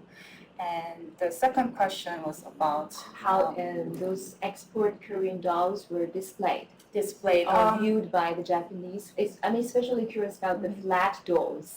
How? Yeah, the flat dolls were stored in an album format, so they were not meant to be displayed, but I think they were meant to be kind of viewed in an album format. But when I examined these flat dolls in for example, in the museum collection in Canada, they attach a little string so that they can hang. I'm guessing it was used for kind of decoration by them, but the original formats they were sold were in album format. So they store in these flat dolls in an album with a kind of cutout, so they can open the album and see different flat dolls. It's like collecting the yes, dolls. like collecting these dolls. And yeah, like I think they serve similar purpose of like postcards or travel literature, but with more details and visual analysis. The last question is about the labor division. So yeah, so there are some like newspaper articles that Japanese doll makers kind of taught Korean artisans in terms of doll making. And there are several Japanese companies that commissioned making of Korean dolls, and they really commissioned Korean artisans to make these dolls during the Japanese colonial period. But these are only for specific types of dolls, like wooden dolls or clay dolls. So we can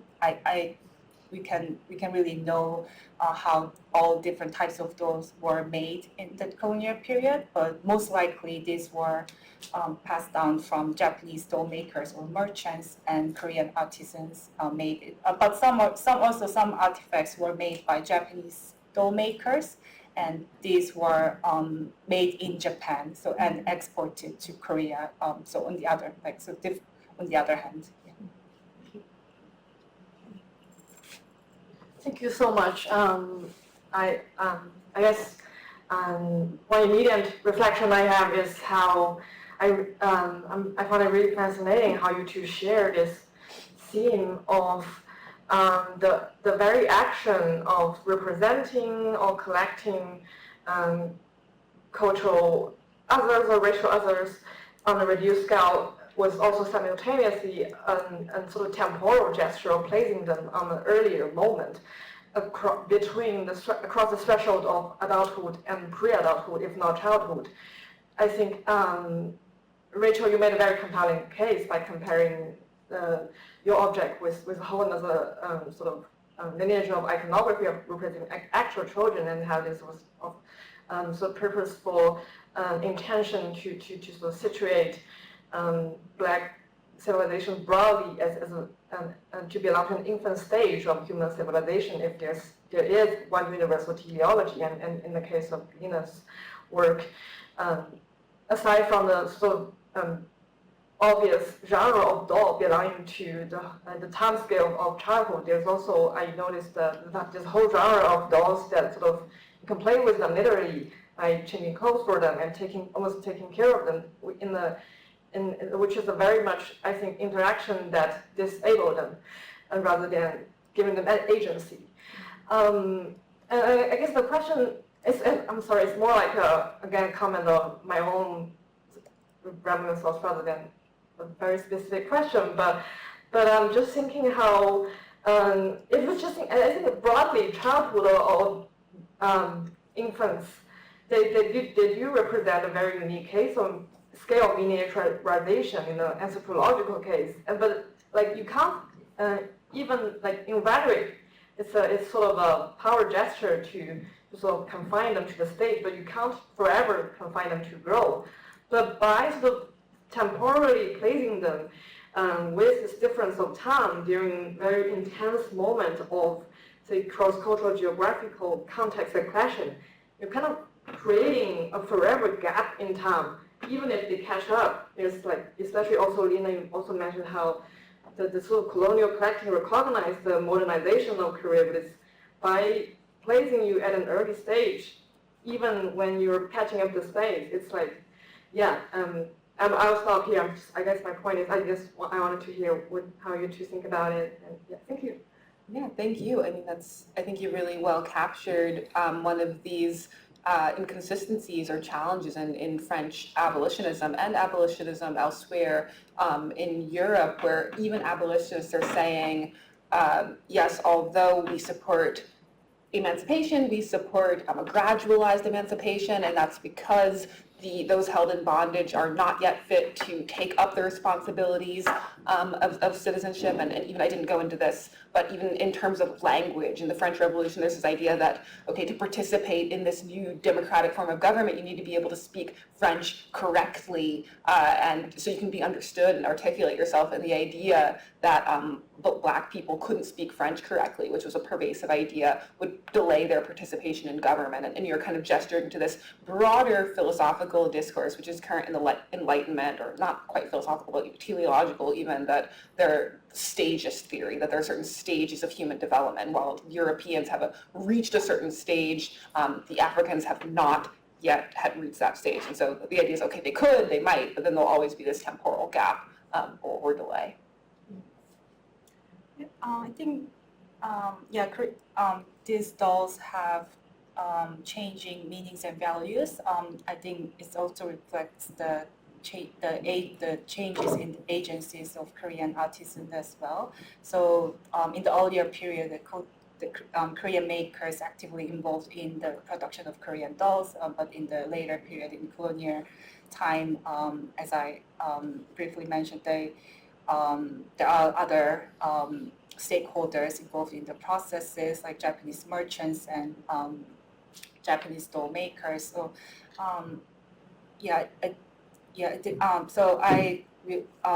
so as the production of Korean dolls changes, the agency of these objects also mutated. In my opinion.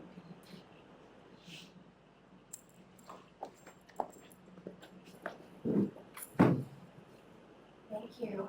Thank you both for your presentations, which were terrific. I have a question for you, Rachel. I was really interested by the comparison that you made between the Wedgwood medallion and Seth figurine. I wondered if you could say a little bit more about the difference, the dramatic difference in reception between these two objects. I can imagine that different political contexts would lead to some of these differences, but because your presentation was so attentive to the visual and the material qualities of these figurines, I was wondering what you might have to say about the visual and material similarities and differences between those two.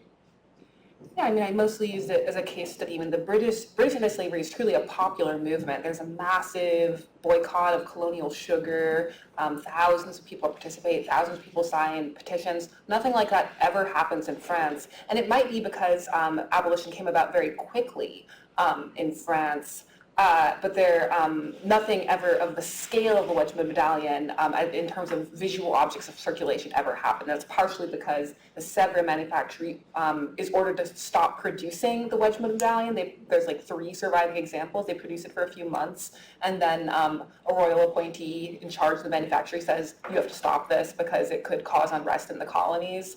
But their iconographical relationship is interesting too. I mean, the Wedgwood medallion has prompted a lot of interest because of the way it subjugates the black figure, who's represented as kneeling and petitioning.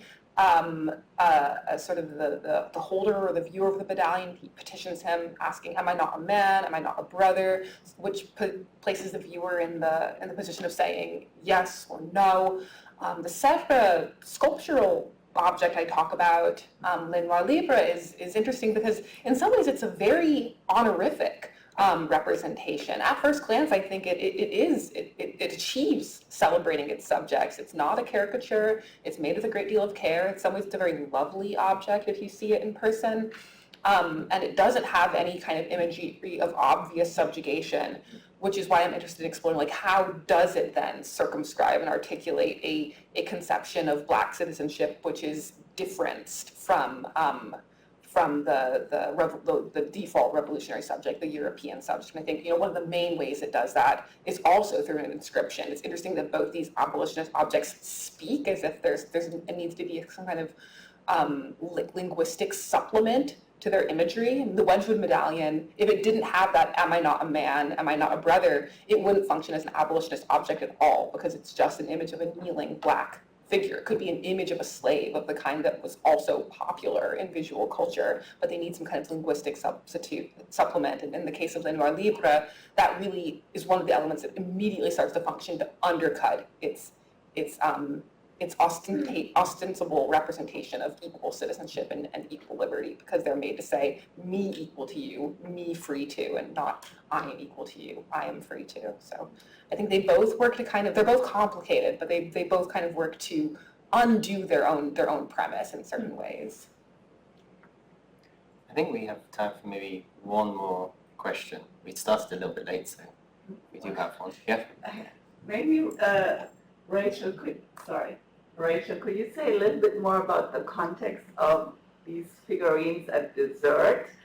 Because I thought your case study was so compelling in terms of dessert being something frivolous, tied to sugar, undercutting political significance, and your example was so, perfect. So I wondered what the larger frame is in which this happens. Were those always, and was there a function? So I had read about architectural models being at dinner table to get guests to speak about more cultural topics. And so I wondered, what is the significance in having it at dessert when you sort of leave? And so if you could say a little bit more about that. Yeah, and the surtout, so there's all kinds of surtout. Some of them do have miniature architectural models. They have sugar sculpture. They can have porcelain flowers. They're often staged atop mirrors. And I think they are, it's kind of a descendant of like the medieval feast, like the kind of spectacle of the courtly feast.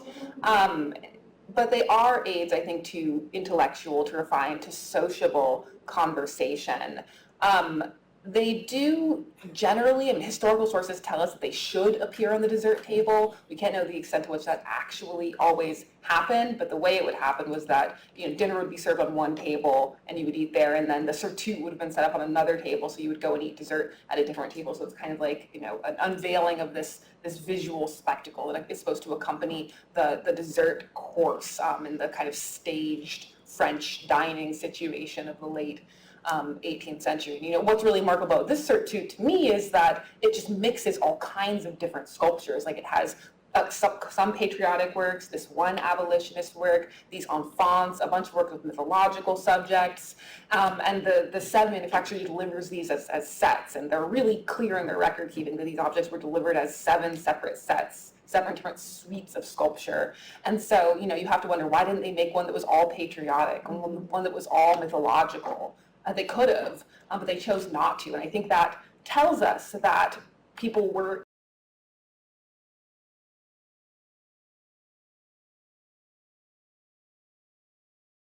less interesting if they had been focused on a consistent theme, if there had been only a patriotic revolutionary surtout, which was possible, but was not what was delivered. So, yeah. Brilliant. Well, I think we can thank again our 2 speakers, and then I will pass you over to the conference organisers after that.